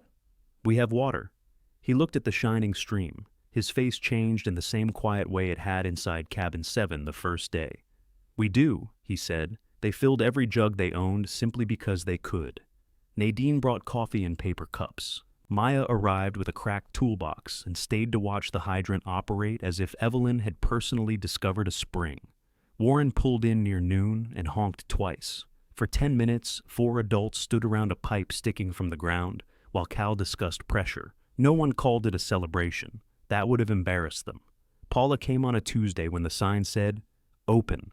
Evelyn looked up from pinning a pair of work pants and saw her crossing the gravel in low heels inappropriate for the terrain. Paula carried a cardboard file box against her cream coat. Cal was outside sanding the oak chair's replacement rung, even though it had been returned weeks earlier. He had begun making a second chair from salvaged motel wood, claiming he needed to test the joint. Paula stopped near him. Hi, Cal. Paula? You look good. I looked seated. She glanced toward the cabin. Grant said it was small. Grant says many accurate things after they're obvious. Evelyn opened the blue door. Paula stepped inside and took in the sewing table, the workbench, the pine wallboards, and the stained quilt folded across the vinyl chair. Her eyes settled on the single white plate near the battery lantern. I brought your mail, she said. You could have called. I did. It went to voicemail. Evelyn had seen the call and let it pass. Paula set the box on the folding table. Some things still went to the cottage. The new owner brought them to our house because Grant's company address was on a Christmas card. That was kind. He seemed worried about you. Strangers have been very attentive. Paula winced. I didn't come to fight. Good. There's no room. The words left Evelyn before she decided to use them. Paula looked around. There's more than I expected. That was not praise, but it was honest. Evelyn returned to the work pants. Paula removed her coat and draped it across the back of the folding chair without asking whether she could stay. Grant doesn't know I'm here, I assumed. His truck makes more noise. He thinks you blame me. Do you? Paula sat carefully. I didn't tell him to put the inventory upstairs. But you let him. Yes. The answer was so direct that Evelyn's prepared anger had nowhere to land. Paula folded her hands. When you called, we could have moved the boxes. Not easily, but we could have. We could have put some in my office and some in the dining room. Then why didn't you? Grant said once you moved in, you'd never leave. Evelyn pushed the needle through the thick fabric. It resisted, then pierced her fingertip. A red dot appeared beside the seam. Paula reached for a tissue. Evelyn put her finger in her mouth instead. Did you agree with him? She asked. I was afraid he might be right. We asked for a few weeks. I know. Your dining room exists because Cal repaired the floor. Your office has shelves he built. The room over the garage exists because we helped pay for it. I know. Stop saying that like knowledge is a kindness. Paula looked down. Outside, Cal's sandpaper moved steadily against wood. The business is worse than he told you, Paula said. We were already paying the mortgage from our savings. He had missed the warehouse rent, so the supplier sent the inventory to the house. When you needed help, he heard another expense. Another person depending on him. We weren't another expense. I know. Evelyn's eyes warned her. Paula corrected herself. He should have known. Grant always feels most responsible when someone else is doing the work. He's scared. Fear doesn't empty a room. People do. Paula pressed her palms together. He's closing half the showroom. Evelyn stopped sewing. When? End of the month. He's trying to negotiate with vendors. He won't talk to an accountant because he says you understand the books better. There it is. I'm not asking you to fix them. You brought a file box. Paula looked at it. The label on the side read, Mercer Custom Cabinetry. Payables. Her face flushed. He said he needed these organized, she admitted. I thought, if you just explained where things stood, no. I'm not asking you to do the work. You brought the work into my house. Paula stared at the box as if it had betrayed her. Evelyn stood, lifted it, and placed it outside beside Paula's coat. When she returned, Paula had tears in her eyes, but did not let them fall. What am I supposed to do? She asked. Go home. Tell your husband the truth. Let him hire help he has to respect, because it costs him something. And if he loses the business, then he loses it. The sentence frightened Evelyn with its hardness. Paula heard that fear. You don't mean that. I mean, I cannot keep losing pieces of my life to prevent him from losing his. Cal's sanding stopped outside. Paula put on her coat. At the door, she touched the new pine boards along the wall. It's beautiful, she said. It isn't finished. I didn't say it was. She carried the file box back toward her car. Cal stood and opened the passenger door for her. They spoke too quietly for Evelyn to hear. After Paula drove away, Cal came inside. What did she say to you? Evelyn asked. She apologized. For what? Not coming down the porch steps soon enough. Evelyn looked through the window at the tire tracks Paula's car had left in the gravel. Cal sat in the folding chair. You okay? He asked. No, good. She turned. Good would worry me if that felt easy. He held out his hand. Evelyn took it, but her eyes stayed on the roadside, where their sign stood between the leaning mailbox and Warren's book box. For the first time, refusing to rescue Grant had not felt like freedom. It had felt like watching someone she loved walk toward a cliff while keeping both hands in her pockets. Evelyn kept her hands in her pockets for 3 days. On the 4th, she called an accountant named Beverly Crane, who had once taken over the books of a landscaping company after Evelyn refused to work in an office with a ferret. Beverly remembered both the company and the ferret. You want me to look at your son's business? She asked. I want you to tell me your hourly rate, Beverly told her. Evelyn wrote it down. And if somebody has been mixing personal and business expenses, then my rate remains the same, but my expression changes. Good. She texted Beverly's number to Paula with no explanation. Paula replied, Thank you. Grant did not reply at all. His silence lasted until the final week of the month, when he called Cal at 7:30 in the morning. Evelyn heard only Cal's side from the air mattress. Morning. A pause. No, we're awake. Another pause. When? Cal sat up slowly, holding the phone between his shoulder and ear while flexing his fingers. I can't today. Evelyn knew he was about to explain. She shook her head. Cal saw her and looked irritated. I understand, he said, but I can't. Grant spoke long enough for Evelyn to hear the rhythm, though not the words. He was using the voice he used with suppliers when friendliness had failed. You'll need 2 people for the tall units, Cal said. Take the crown molding off first. Screws are behind the filler strip. He listened. No. Another pause. Because I'm not coming. Cal ended the call and set the phone face down on the floor. What does he need? Evelyn asked. Showroom has to be cleared by Friday. He wants help taking the displays apart. What did you say? You heard. What did you want to say? Cal stood and reached for his pants.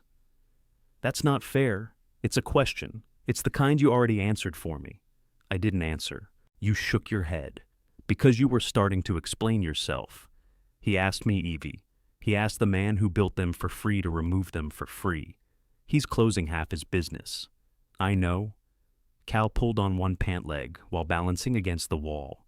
Do you? The question angered her because it struck the fear she had been avoiding. Yes. He sounded bad. He is bad. That doesn't make you well. I could sit and tell the hired men what to do. He'll have you lifting before lunch. I know my limits. You know them afterward. Cal fastened his belt. You think every time we say no, it proves we're independent? No. I think every time we say yes, he expects the next one. He's still our son, and we're still his parents, though you wouldn't know it from the driveway. Cal picked up his cane. Evelyn regretted the sentence before his face changed. He offered us the living room, he said, after we bought the cabin. He was scared, so were we. You keep score when you're scared, and you erase it. They looked at each other across the narrow room. A truck passed outside, shaking the plywood that still covered the front window. Cal left without coffee. He did not go to Grant's showroom. Evelyn knew because the station wagon remained beside the cabin. He walked to the boarded motel office and sat on the steps with Nadine for nearly an hour. When he returned, he carried 2 paper cups. Nadine says we're both exhausting, he said. What did you tell her? She's overqualified to judge. He handed Evelyn a coffee. I wanted to go, he said. I know. I also wanted him not to ask. Evelyn wrapped her hands around the cup. I wanted to call him after Paula left. Why didn't you? Because I couldn't tell if I wanted to help him or make him tell me he was sorry. Probably both. Probably. Cal sat in the vinyl chair. He'll figure out the displays. Yes, may damage them. Yes, top unit's heavier than it looks. I'm sure he'll discover that. Cal looked into his coffee. I hate this. Evelyn pulled the folding chair beside him. Me too. That Friday, a photograph appeared on the cabinetry company's social page. The showroom looked hollow, with pale rectangles on the walls where Cal's displays had stood. Grant had posted a short message about consolidating operations to serve customers more efficiently. Behind the language, Evelyn saw a rented dumpster. She closed the page before Cal could notice her looking. The weather turned cold enough that their breath showed in the mornings. The cabin's electric heater warmed the front wall and little else. Cold air entered around the plywood window, beneath the floor, and through every section of roof they had not insulated. Cal hung thick curtains over the door. Evelyn sewed draft snakes from scrap fabric and filled them with rice until Nadine pointed out that mice considered rice an invitation. They replaced the filling with sand. Warren brought a small propane heater from his garage. Used it during an ice storm, he said. Needs ventilation? And don't you trust the shutoff just because the label does. Cal inspected the hose, regulator, and burner before accepting it. How much? Nothing. We pay for things. Then pay me by keeping my books dry. He nodded toward the roadside box. Snow flurries had dampened the paperbacks near the cracked lid. Cal added a rubber seal and built a sloped cover from scrap metal. Warren approved the work, then left a $20 bill inside a Western novel. Evelyn found it 2 days later and put it toward insulation. They had completed the lower walls by then. The ceiling remained the problem. Cabin 7's metal roof had little beneath it but old boards and narrow rafters. Warm air escaped so quickly that the heater clicked on again minutes after shutting off. Maya promised to come Sunday with Jen and a proper platform. Do not climb anything before then, she told Cal. Cal looked offended. I've owned ladders longer than you've owned that truck, and both of you have dents. The forecast changed Friday afternoon. Temperatures were expected to drop into the teens by Saturday night, with freezing rain possible before dawn. Cal read the warning on Nadine's old clock radio. We can't wait until Sunday, he said. We can run both heaters. Electric circuit won't hold the large one in the sewing machine. I won't sew. We'll lose heat through the ceiling. We've been losing heat, not at 14 degrees.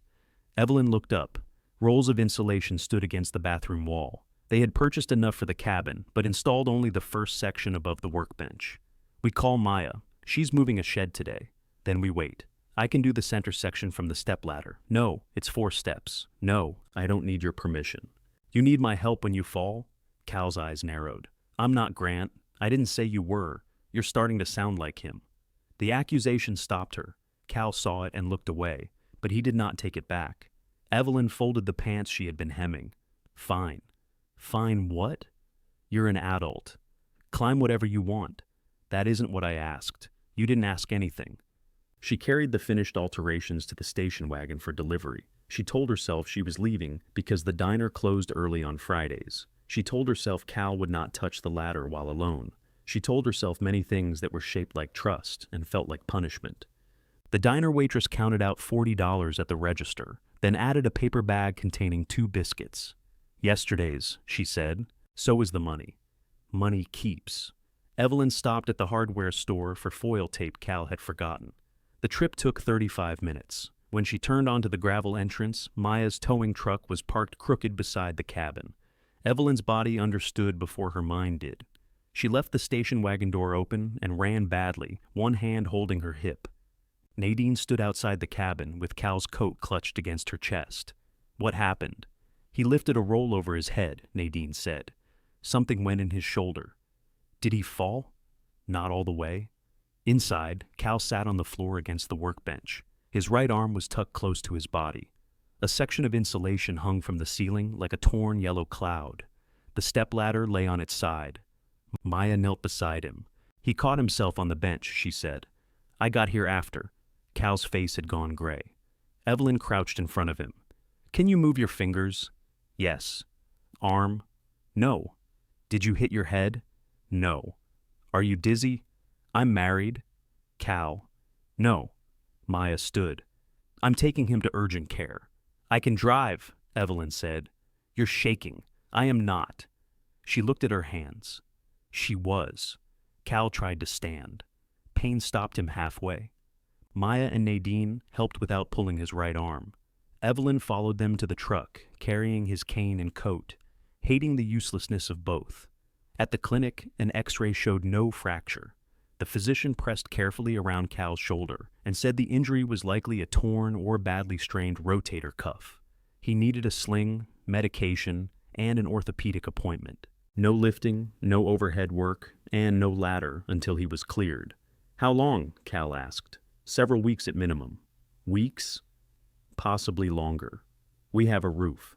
The physician looked at Evelyn, then back at Cal. "Most people do. This one isn't insulated. Then let someone else insulate it." Cal stared at the floor. On the drive back, freezing rain began to tick against Maya's windshield. "You can stay at my place," Maya said. "I've got a spare room." "No," Cal replied. "You didn't let your wife answer. I know what she'll say." Evelyn looked out at the wet road. "Do you?" He turned slightly, then winced. At the cabin, Nadine had moved both heaters near the air mattress. She had also hung a blanket over the unfinished section of ceiling using clamps from Cal's workbench. The temperature inside was 56 degrees and falling. Maya pointed at the ceiling. "I'll be back in the morning with Jen." "You've got the shed," Cal said. "The shed can wait. We can't pay another crew day." "I didn't ask. We don't take charity." Maya's face hardened. "You took my tarp." And it flew away. "Then consider this a warranty repair." Cal began to object again. Evelyn stopped him. "Thank you," she said. The words felt larger than they should have. Maya nodded once and left. Cal sat in the vinyl chair, his arms strapped against his chest. Evelyn removed his wet shoes, then stood beneath the hanging insulation and looked at what remained. "We can call Grant," Cal said quietly. She looked down at him. "He knows the displays," Cal continued. "He can handle a drill. If Maya brings the platform, no. Evie. He told us to call when we were ready to be reasonable. We need help." The freezing rain grew harder against the roof. Evelyn went to the folding table, where the phone lay beside the legal pad. Grant's name remained near the top of the recent calls. Below it were Maya, Nadine, and Warren. Independence, she realized, was not refusing every hand. It was deciding which hands did not close around your throat after they lifted you. She called Warren. Warren answered over the sound of an idling engine. What broke? Evelyn looked at Cal. "Why do you assume something broke? You called after dark in freezing rain." Cal heard his shoulder. The engine noise changed. Warren had turned something off. "How bad?" "No fracture. He can't use his right arm." "Where are you?" "At the cabin." "Roof finished?" "No." "I've got a delivery at 5. I can be there by 7:30. You don't have to? Then why'd you call?" Evelyn had no graceful answer. "I don't know how to do this," she said. "Do what?" "Ask." Warren was quiet for a moment. "You just did." He arrived at 7:12 carrying coffee, a box of biscuits, and an insulated cover meant for the hood of a truck. The freezing rain had stopped, leaving a clear shell over the grass and the roadside sign. Warren held up the cover. Temporary ceiling. "It smells like diesel," Evelyn said. "So does most warmth." Maya and Jen arrived 20 minutes later with a rolling platform strapped to their truck. Nadine came from the office wearing rubber boots and pushing a wheelbarrow filled with extension, cords, clamps, and an electric kettle. "You own an electric kettle?" Evelyn asked. "I contain multitudes." Cal sat in the vinyl chair with his sling beneath an unbuttoned flannel shirt. He had already drawn a ceiling plan on graph paper and marked the rafters that needed additional bracing. Maya took the page, folded it once, and put it in her jacket pocket. "I was using that," Cal said. "So am I. The center measurement is written at the bottom. I can read. It's upside down. I can turn paper." Jen rolled the platform beneath the unfinished ceiling. Warren unfolded the truck cover across the workbench to keep it clean. Nadine filled the kettle and began arranging coffee as if they were preparing for a meeting rather than work. Evelyn stood near the blue door with nothing in her hands. "What do I do?" she asked. Maya pointed to the rolls of insulation. "Cut lengths to the numbers I call." "I can do that," Cal said. "You can sit and tell her she's doing it wrong. That's not necessary." Everyone looked at him. Cal settled deeper into the chair. "Unless it is." They worked in sections. Jen fitted insulation between the rafters while Maya secured it. Warren cut foil barrier on the workbench. Evelyn measured twice and cut once, then discovered Cal had reversed 2 numbers on his drawing. "You wrote 73, she said. "It's 37. "I know that now. Should have been obvious. Your shoulder is temporarily protecting your head." Nadine laughed so hard she spilled coffee on her boot. By 10, the ceiling was half covered. Warmth began collecting inside the cabin, instead of disappearing through the roof. The electric heater shut off and stayed off long enough for everyone to notice. Cal looked up. "That's better," he said. Maya climbed down from the platform. "Careful. Gratitude can worsen joint pain." Tires crackled over the icy gravel. Grant's black pickup stopped near the entrance. He sat behind the wheel for several seconds before climbing out. Evelyn looked at Cal. He did not pretend confusion. "I texted him." "When?" "Last night." "After I called Warren?" "Before." "You didn't tell me. I didn't ask your permission to call my son." The sentence found its target because it was deserved. Grant entered without knocking, then stopped when he saw the cabin full of people. His eyes went to Cal's sling. "What did the doctor say?" "Shoulders damaged." "How damaged?" "Need an orthopedist." Grant's jaw moved. "You fell." "Partly. From a ladder. Near one." "You promised," Cal raised his good hand. "I made no promises to you." Grant looked toward Evelyn. "Why didn't you call me?" She folded a strip of foil barrier. "You were called. At 10:30 last night. I didn't see it until this morning. Other people did." He looked at Warren, then Maya, then Nadine. They did not look away. Grant removed his jacket. Underneath, he wore an old gray sweatshirt Evelyn recognized from years of painting his house. "What needs doing?" he asked. No one answered immediately. Evelyn expected him to move toward Cal, to take the graph paper, to announce he knew how the ceiling should be finished, because he sold cabinetry and therefore had opinions about everything made of wood. Instead, he turned to Maya. "Where do you want me?" Maya pointed to the rolling platform. "You comfortable overhead?" "Yes." "Good. Get up there and do exactly what Jen tells you." Grant glanced at Jen, a woman several inches shorter than he was. Jen held out a pair of gloves. "Try to keep up." He took them. Evelyn handed him a length of insulation. "This side faces down." "I know. You also know the difference between 37 and 73? Cal objected from his chair. "That was one time." Grant almost smiled. The smile disappeared before it became permission for anything easier. He climbed onto the platform. They worked until the light outside turned blue. Grant did not mention the showroom. He did not ask Evelyn to look at an invoice or Cal to explain how the displays came apart. When he cut a section too short, he admitted it before anyone accused him. When Jen told him to redo a seam, he redid it. At lunch, he sat on an overturned bucket because the cabin had only 3 chairs. Nadine gave him soup in the surviving white plate. He looked at it. "Where are the others?" "Broken," Evelyn said. "All of them?" "Most." He lowered his eyes to the soup. "Because of the move?" "Because the wall cracked and the rain came in." I didn't know. There's a lot you don't know. Cal shifted in the vinyl chair. Evie. No, Grant said. She's right. He ate without defending himself. Before leaving, he carried the empty insulation wrapping to Maya's truck and swept the floor. At the door, he looked at Cal's sling. I'll come tomorrow. You have work? Cal asked.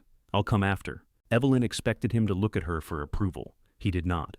He returned at 2 Sunday afternoon. By then, Maya and Jen had finished the insulation, but the foil seams remained, along with trim boards and the damaged roof edge above the split corner. Grant climbed the platform without being asked. Cal directed him from below. Not that screw. This is the one you gave me. I gave you two. They're the same. One's exterior grade. How can you tell? Color. They're both silver. Different silver. Grant looked down at Evelyn. Has he always been like this? Yes, Cal said. That seems crooked. For 2 hours, father and son argued about fasteners, measurements, and whether a 1/16 of an inch qualified as visible. It was the most naturally they had spoken since the driveway. When Grant left, he said, Next Saturday? Cal looked at Evelyn. She hated that he looked. You know where the door is, she said. The following Saturday, Grant arrived in Paula's sedan. Evelyn saw it through the window and stepped outside before he reached the porch. Where's the truck? Sold it. She waited for him to make a joke or complain about the price. He carried a tool bag from the back seat. Didn't make much after the loan payoff, he said. But the payment's gone. What will you use for installations? The company I'm working for has vans. She looked at him. Working for? I start Monday. Hollis Millwork. Salaried installation supervisor. What about Mercer Custom Cabinetry? Finishing existing orders, then closing. The words were plain, but his hand remained tight around the tool bag. I'm sorry, Evelyn said. Grant's expression flickered. Are you? Yes. You told Paula to let me lose it. I told her I couldn't keep losing my life to save it. Same result. No. One lets you fail. The other refuses to fail for you. He looked toward the highway. Warren's book box stood beneath its metal cover. Someone had left 2 cookbooks and a puzzle book inside. I thought you'd say I should have taken the job years ago, Grant said. Should you have? Probably. Then why do I need to say it? He rubbed his hands together against the cold. I don't know how to talk to you anymore. You could start before you need something. I'm here, aren't I? Yes. You still think I'm here because I need something? I don't know why you're here. Grant stared at the patch siding near the corner. Dad said the roof edge needs sealing. That's what needs doing. It isn't why. He bent and picked a loose stone from the gravel. When you called about the room, he said, the business account was overdrawn. The mortgage was due. Paula had started paying groceries from a credit card. I'd spent years telling both of you I was doing well. We didn't ask you to support us. You asking to stay made me feel like you finally found out I couldn't. So you punished us for knowing something we didn't know. He nodded once. Why didn't you just say you were in trouble? Because you would have helped. Evelyn almost laughed, but his face stopped her. That's what you expected us to do anyway. I expected you to help without seeing me need it. The sentence hung between them, ugly and exact. Grant looked at the blue door. If I cleared the room, you would have seen the boxes. The past due notices were in there. Everything I had been hiding. Evelyn's anger did not disappear. It changed temperature. You made us feel small so you wouldn't have to, she said. Yes, he did not ask to be forgiven. From inside, Cal called, If you two are finished measuring silence, I need someone with 2 arms. Grant followed her into the cabin. For 2 more Saturdays, he worked on the roof edge and ceiling trim. He arrived when he said he would. He accepted coffee but brought his own lunch. Cal criticized his caulking. Evelyn corrected his measurements. Nobody mentioned moving into the house. Cal's shoulder improved slowly. The orthopedist prescribed therapy and warned that surgery might not help enough to justify the recovery. Cal did his exercises twice a day, while complaining that resistance bands were not tools. Maya checked the roof after the next storm. Warren installed a better latch on the book box under Cal's supervision. Nadine began leaving her office lights on later, claiming winter made 4 o'clock feel like a threat. One evening, she came to the cabin carrying a folder. Evelyn's body tightened at the sight of paperwork. This isn't a bill, Nadine said. Then why is it in a folder? Because I'm old enough to enjoy suspense. She sat at the folding table. Cal lowered the radio. My sister wants me to move closer to her, Nadine said. I've got knee surgery scheduled in March, and she's convinced I'll die here because nobody checks on me. We check on you, Cal said. I told her. She finds both of you unqualified. Nadine placed a real estate agent's card on the table. I'm considering selling the Blue Lantern property in spring.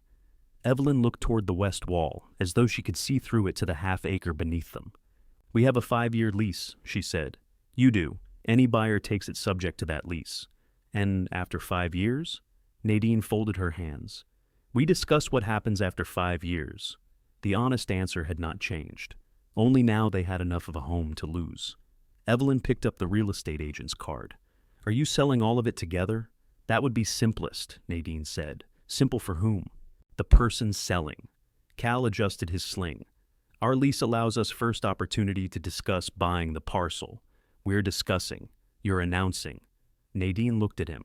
Your wife wrote the sentence. Blame her. Evelyn placed the card back on the table. What would you want for our half-acre?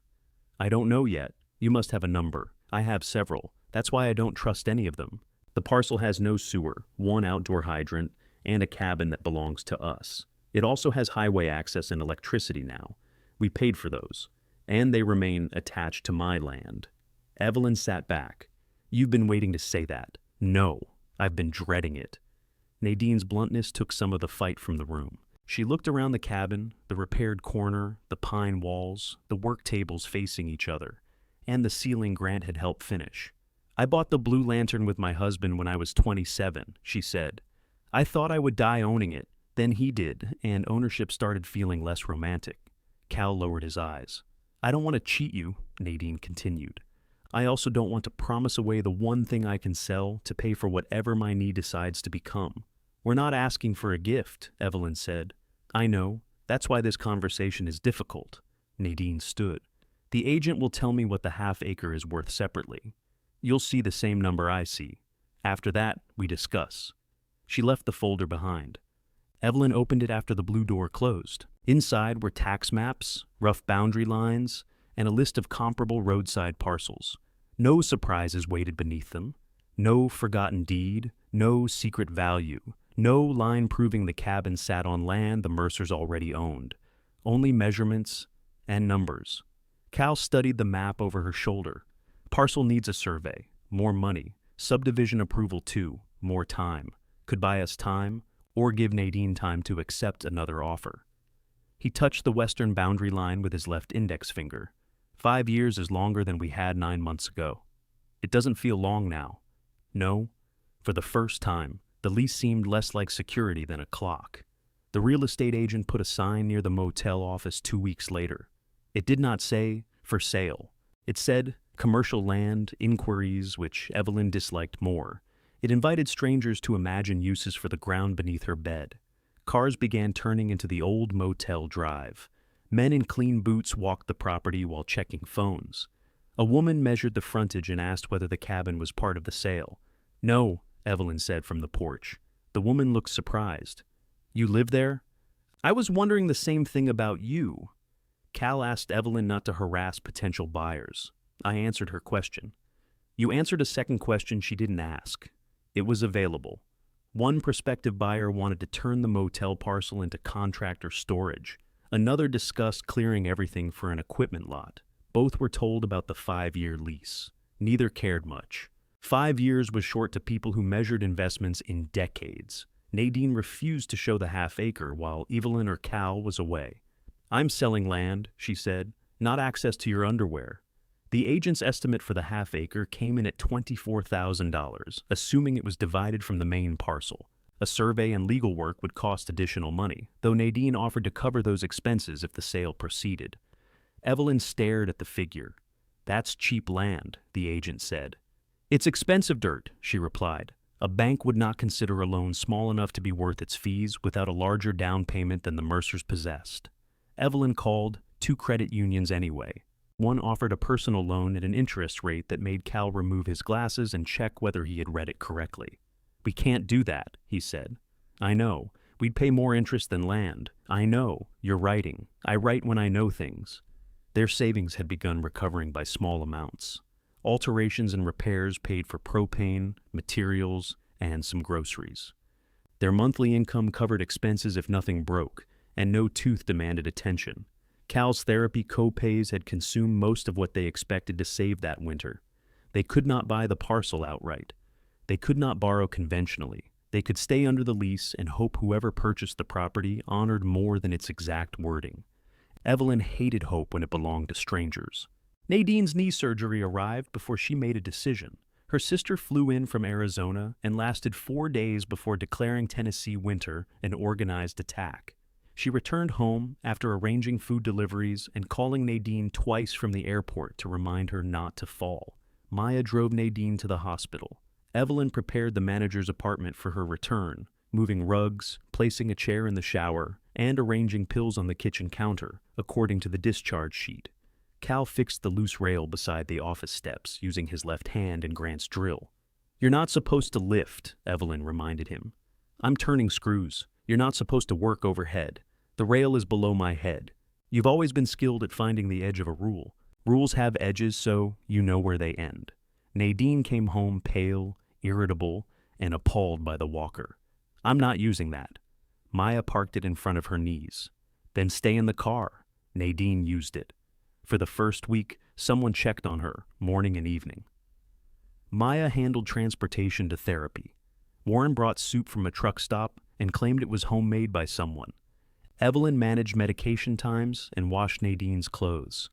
Cal sat in the office during the afternoons, repairing small items while Nadine slept so she would not wake alone. She complained about every kindness. "You folded my towels wrong," she told Evelyn. "They're rectangles, not emotionally.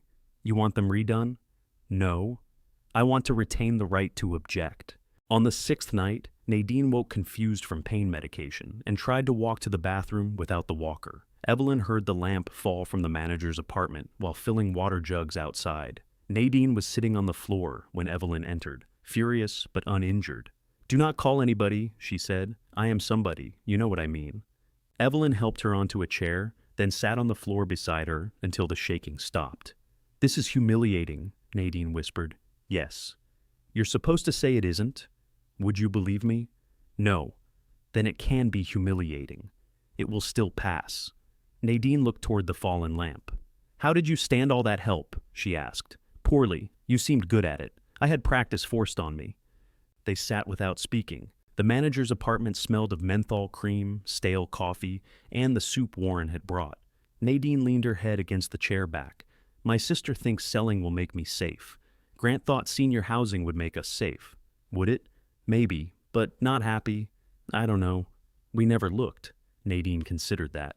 "You might have liked the breakfast. I've had highway breakfast. That bad?" The juice was theoretical. Nadine laughed, then pressed both hands against her knee and told Evelyn not to make her do it again. Grant came by the following morning before his new job. He had heard about Nadine's surgery from Cal and brought a metal shower rail left over from an installation. Nadine inspected it from her chair. "You expecting payment?" "No." "Then I don't trust it." Grant looked at Evelyn. "Charge her $5, Evelyn said. $5, Grant told Nadine. "Too much. 3, done." He installed the rail and accepted $3. Nadine later slipped him a biscuit wrapped in foil. Grant had changed in small ways that Evelyn distrusted less than large ones. He no longer arrived with solutions. He asked where tools belonged. He called before coming. When Cal criticized his work, he defended himself without turning the argument into proof that nobody appreciated him. Paula visited twice. The first time, she brought chili and left after 20 minutes. The second, she stayed for coffee and apologized to Evelyn without using Grant's fear as a shield. "I could have opened the door," she said, "even if he wouldn't." "Yes," Evelyn replied. "I'm sorry I didn't." Evelyn did not say it was all right. She poured more coffee. Near the end of March, an envelope arrived addressed in Grant's handwriting. Inside was a check for $200. The memo line read, "Repayment 1." Evelyn carried it outside, where Grant was helping Cal fit a proper glass window into the front wall. "What is this?" she asked. Grant climbed down from the short platform. "You know, you can't afford $200. I got my first full paycheck. You have debts. This is one." Cal remained on the platform, suddenly fascinated by window sealant. Evelyn held out the check. "We didn't loan you that money. You gave it to me because I said there would always be room. We gave it toward the house. The room was part of the house. He wiped putty from his fingers. I can do 200 a month, he said. Maybe more later. That would take 7.5 years. Then I'll be annoying you for a long time. She almost returned the check. Pride rose in her throat, wearing the clothes of generosity. Instead, she folded it and placed it in her pocket. Don't miss your mortgage to pay us. I won't. Don't ask Paula to cover it. I won't. And don't think this buys, I know. Evelyn's eyes sharpened. Grant corrected himself. I'm beginning to understand. He went back to the window. The glass transformed the cabin. Afternoon light entered without slipping around plywood edges. Evelyn could see cars passing, the roadside books, and the first green growth along the ditch. Nadine walked down from the office with her cane a week later. She had graduated from the walker and considered the cane a personal insult. She carried the same folder. I received an offer on the whole property, she said. Evelyn's stomach tightened. Equipment storage man? He has a name. I'm sure his mother used it. Nadine sat at the folding table. His offer is fair. Cash, quick closing, my problem becomes his. Cal lowered the radio. But, Nadine continued, he wants the entire frontage. He'll honor your lease, then use this parcel for access after 5 years. Evelyn felt the cabin become temporary around her. Nadine opened the folder. I told him I needed 10 days. For what? Cal asked. To make you an offer. She placed a single page before them. The price remained $24,000. Nadine proposed $1,200 down, then $180 a month for 15 years, with interest low enough to cover what she would earn leaving the money in a conservative account. Taxes and insurance would become the Mercer's responsibility. There would be no penalty for paying early. Evelyn read every line twice. Why? She asked. Because steady payments suit me better than one pile of money my sister will develop opinions about. That's not the whole reason. No? Nadine looked around the cabin. You improved land you didn't own. You paid rent before I asked. You found 7 billing errors, repaired my shower, and sat on my bathroom floor without telling anybody. That last one wasn't part of the lease. It mattered anyway. This is below what you could get if you kept it with the frontage. Yes. So, it's a gift. No, it's a smaller profit in exchange for choosing my neighbor. Cal touched the paper. 15 years. I assume you intend to continue aging. Our ages make this risky for you. Your ages make everything risky. That's not unique. Evelyn studied the monthly payment. They could manage it if alterations remained steady, if Cal's shoulder improved, if medical costs behaved, if the station wagon kept running, if nothing else cracked. Too many ifs. We need to think, she said. 10 days. After Nadine left, Evelyn took out the legal pad. They worked until dark, adding and subtracting the same figures. The payment itself was possible. The down payment was not, unless they stopped renting the storage unit and sold what would never fit inside cabin 7. Cal turned to the inventory page. Their oak dining table stood at the top.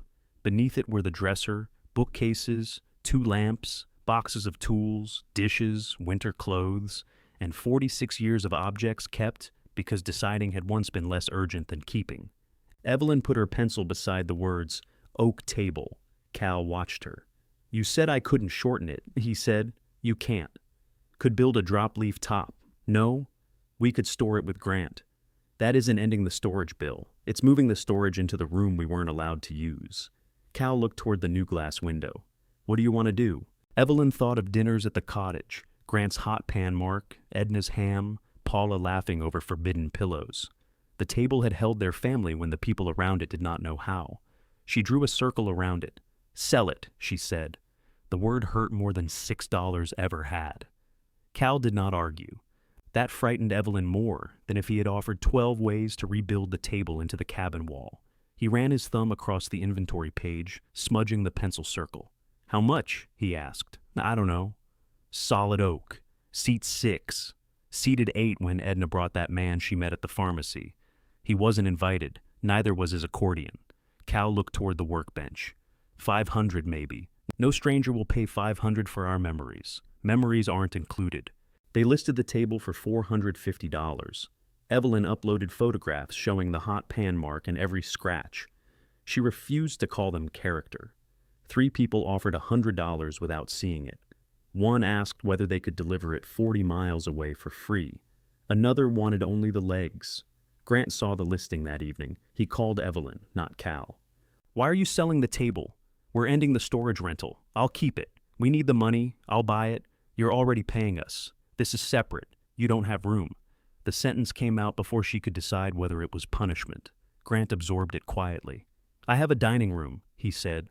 "The table is larger than yours," I measured. "When?" After Paula showed me the listing. Evelyn pictured him standing in the room where they had eaten sandwiches on buckets before Cal repaired the floor. The room had once been empty enough for promises. $450, she said. "Okay, no family discount." "I didn't ask for one. You need to move it. I know a cabinet installer. He had better bring help." Grant and Paula arrived Saturday in a borrowed company van. They carried the table out of storage with Cal directing from a safe distance. His shoulder had improved enough for light work, though he still could not lift his right arm above his ear. "Keep the top vertical through the door," he told Grant. "I know." "Then why is it horizontal?" "Because we're not at the door. Preparation should precede obstacles." Paula looked at Evelyn over the tabletop. "I had forgotten this part of family projects. You weren't allowed to forget. You escaped." They loaded the table without damage. Grant counted out $450 in cash. Evelyn counted it again in front of him, because behaving differently would have made the exchange sentimental. Before the van doors closed, she touched the pale half moon on the tabletop. Grant noticed. "We're not sanding that out," he said. "I didn't ask." "I know." His careful use of the word surprised her. The dresser sold to a woman furnishing a guest room for her widowed sister. Cal's heavy workbench went to a retired machinist who tested every joint and then paid the full asking price. They donated clothes, dishes, and books that had survived years without being needed. Sorting took 6 days. Each object demanded a small verdict: keep, sell, give away, throw out. Evelyn discovered that 46 years of marriage produced an astonishing number of extension cords in only one photograph in which both she and Cal liked their own faces. They kept the photograph. They kept Edna's brass hooks, Grant's damaged travel mug, Cal's best tools, Evelyn's fabric, the stained quilt, and a cedar box of papers. Everything else had to earn its square foot. When the storage unit stood empty, Cal swept the concrete floor. "You think they refund unused dust?" he asked. "Only if we return it sorted." The sales produced $1,308 after fees and gas. Evelyn placed $1,200 in an envelope for Nadine and deposited the remaining money into savings. Nadine signed the financing agreement at the folding table. Her attorney had prepared it in plain language, though Evelyn still read every page twice. The survey divided the western half-acre from the motel tract. Nadine retained no control over the cabin. The Mercers would own the parcel subject to the unpaid balance, taxes, and insurance. No one handed them a miracle. They handed Nadine $1,200 and accepted 15 years of monthly payments. Nadine signed last. "Congratulations," she said. "You own dirt and debt." Cal looked out the new glass window. Mostly clay, premium clay. Evelyn held the agreement without feeling what she expected. The paper was ordinary. The land outside looked exactly as it had that morning. Their mailbox still leaned, and the ditch still collected grocery bags after windy days. She went outside and stood beside the hydrant. Cal joined her, slipping his left hand into hers. "Well?" he asked. "I thought it would feel different. Ground doesn't know who paid for it. We do." He squeezed her fingers. Their first payment was due in May. Evelyn wrote it into the ledger before allowing herself to celebrate. Warm weather returned gradually. The blackberry canes leafed out along the ditch. Warren's book box filled with mysteries, cookbooks, and repair manuals. Someone kept taking the westerns without leaving replacements. Warren claimed this proved people could not be trusted with horses. Evelyn's alterations remained steady without becoming exhausting.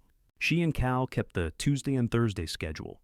On other days, they worked on the cabin, rested, or drove nowhere because they did not owe usefulness to every empty hour. Cal never regained all the strength in his shoulder. He adapted his workbench and stopped accepting chairs that required heavy clamping. When customers brought work he could not safely perform, he referred them elsewhere. The first time he did so, he was irritable until dinner. The 5th time, he said, "Not my kind of job," and meant only the job.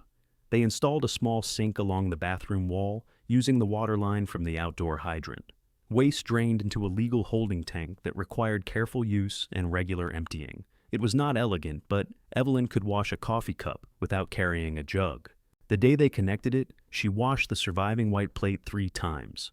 Grant made his payments, not always on the first of the month, and once not until the 23rd, but he called before he was late. Evelyn entered each amount beside the original $18,000 and resisted the temptation to calculate how old everyone would be when the balance reached zero. His new job suited him better than ownership had. He complained about his supervisor, then admitted the man was usually right. Paula stopped checking business accounts because there was no business account to check. They invited Cal and Evelyn to dinner in early summer. The oak table filled their dining room. Paula had placed a blue serving dish in the center, not Edna's, which remained broken, but one similar enough to acknowledge it. They ate roasted chicken and argued about whether the table had always leaned. After dinner, Grant showed them the room above the garage. The inventory was gone. The walls had been painted. A bed stood beneath the sloped ceiling, along with 2 lamps and the dresser Paula had moved from her office. "You don't need to stay," Grant said. "I just wanted it to be what I said." Evelyn walked to the window. From there, she could see the rotting porch rail. "You still haven't sealed that?" she said. Grant laughed once. "I was hoping Dad would." Cal tapped his shoulder, referral only. Grant sealed it himself the following weekend. By late summer, the green siding on Cabin 7 had faded beyond saving. Evelyn chose a warm cream for the walls and deep blue for the door. Cal objected to the price of exterior paint, until Maya reminded him that he had once spent $40 on a wrench designed for 1 bolt. "That bolt was inaccessible," he said. "So is your sense of proportion." They painted with rollers and small brushes. Nadine worked one wall while seated beneath an umbrella. Warren painted the porch rail and claimed the uneven section was historic. Grant came after work and finished the high trim without being asked. Before painting the door, Cal tried to remove the brass number 7. One screw came out. The other snapped, leaving a rusted shaft inside the brass. "Leave it off," Evelyn said. "Door needs a number. We only have 1 cabin. Emergency services appreciate specificity." Grant took the brass number with him, promising to drill out the broken screw at the company shop. Weeks passed. Evelyn assumed he had forgotten. On the anniversary of the auction, Nadine arrived with coffee and a small cake from the diner. Maya brought the repaired blue tarp, declaring it a traditional gift. Warren placed 3 new paperbacks in the Roadside box and pretended he had not wrapped one of them for Cal. They did not hold a party. People simply arrived because the date had become known. Cal set 4 mismatched chairs outside. Evelyn served cake on thrift store plates. The surviving white plate went to Nadine, who said ownership had privileges. They talked about the day the trailer sank, each person remembering a different version in which someone else had caused the trouble. Maya blamed clay, Cal blamed insufficient gravel, Nadine blamed optimism, Evelyn blamed the county. Grant came after everyone else had begun leaving. He carried a small paper bag. "Work ran late," he said. "You called," Evelyn replied. The distinction mattered enough that he noticed it. Paula had an evening appointment, so he came alone. He greeted Nadine, helped Maya load the folding chairs she had brought, and listened, while Warren explained why the book box needed another coat of sealant. After the last car left, Grant opened the paper bag. The brass number 7 lay inside, polished but not made new. Scratches remained around the edges. He had drilled out the broken screw and fitted 2 matching brass replacements through the holes. "Shop foreman helped," he said. "First time I tried, the bit walked." Cal turned the number over in his left hand. "You started too fast." "I know." Grant looked at Evelyn, caught himself, and amended. "He showed me." They mounted the number on the deep blue door. Cal marked the position. Grant drilled. Evelyn stood back far enough to let them disagree without entering it. When the final screw seated, the 7 sat level. Cal went inside and settled in the vinyl chair near the heater. The day had been longer than he admitted. Within minutes, his chin dropped toward his chest. Evelyn cleared the remaining plates from the folding table. Grant dried them at the small sink. "I thought this place was proof you'd lost your minds," he said. "Some days it was. I thought you bought it to get back at me. I bought it because it was $6. That's not the whole reason." "No." He placed the surviving white plate in the rack. "Paula says, I keep asking how long you'll be angry because I want an end date. She's observant. I'm not asking that anymore. Good. He dried his hands. Outside, evening traffic passed beyond the window, briefly filling the cabin with light. Do you think there will ever be room for me here? He asked. Not in the cabin, I mean with you. Evelyn looked around the narrow room. Cal slept near the heater. 2 chairs stood beside the folding table. A third was tucked beneath her sewing machine. She pulled it out. There's room for a son, she said. There's no room for entitlement. Grant nodded. I can work with that. He sat in the third chair.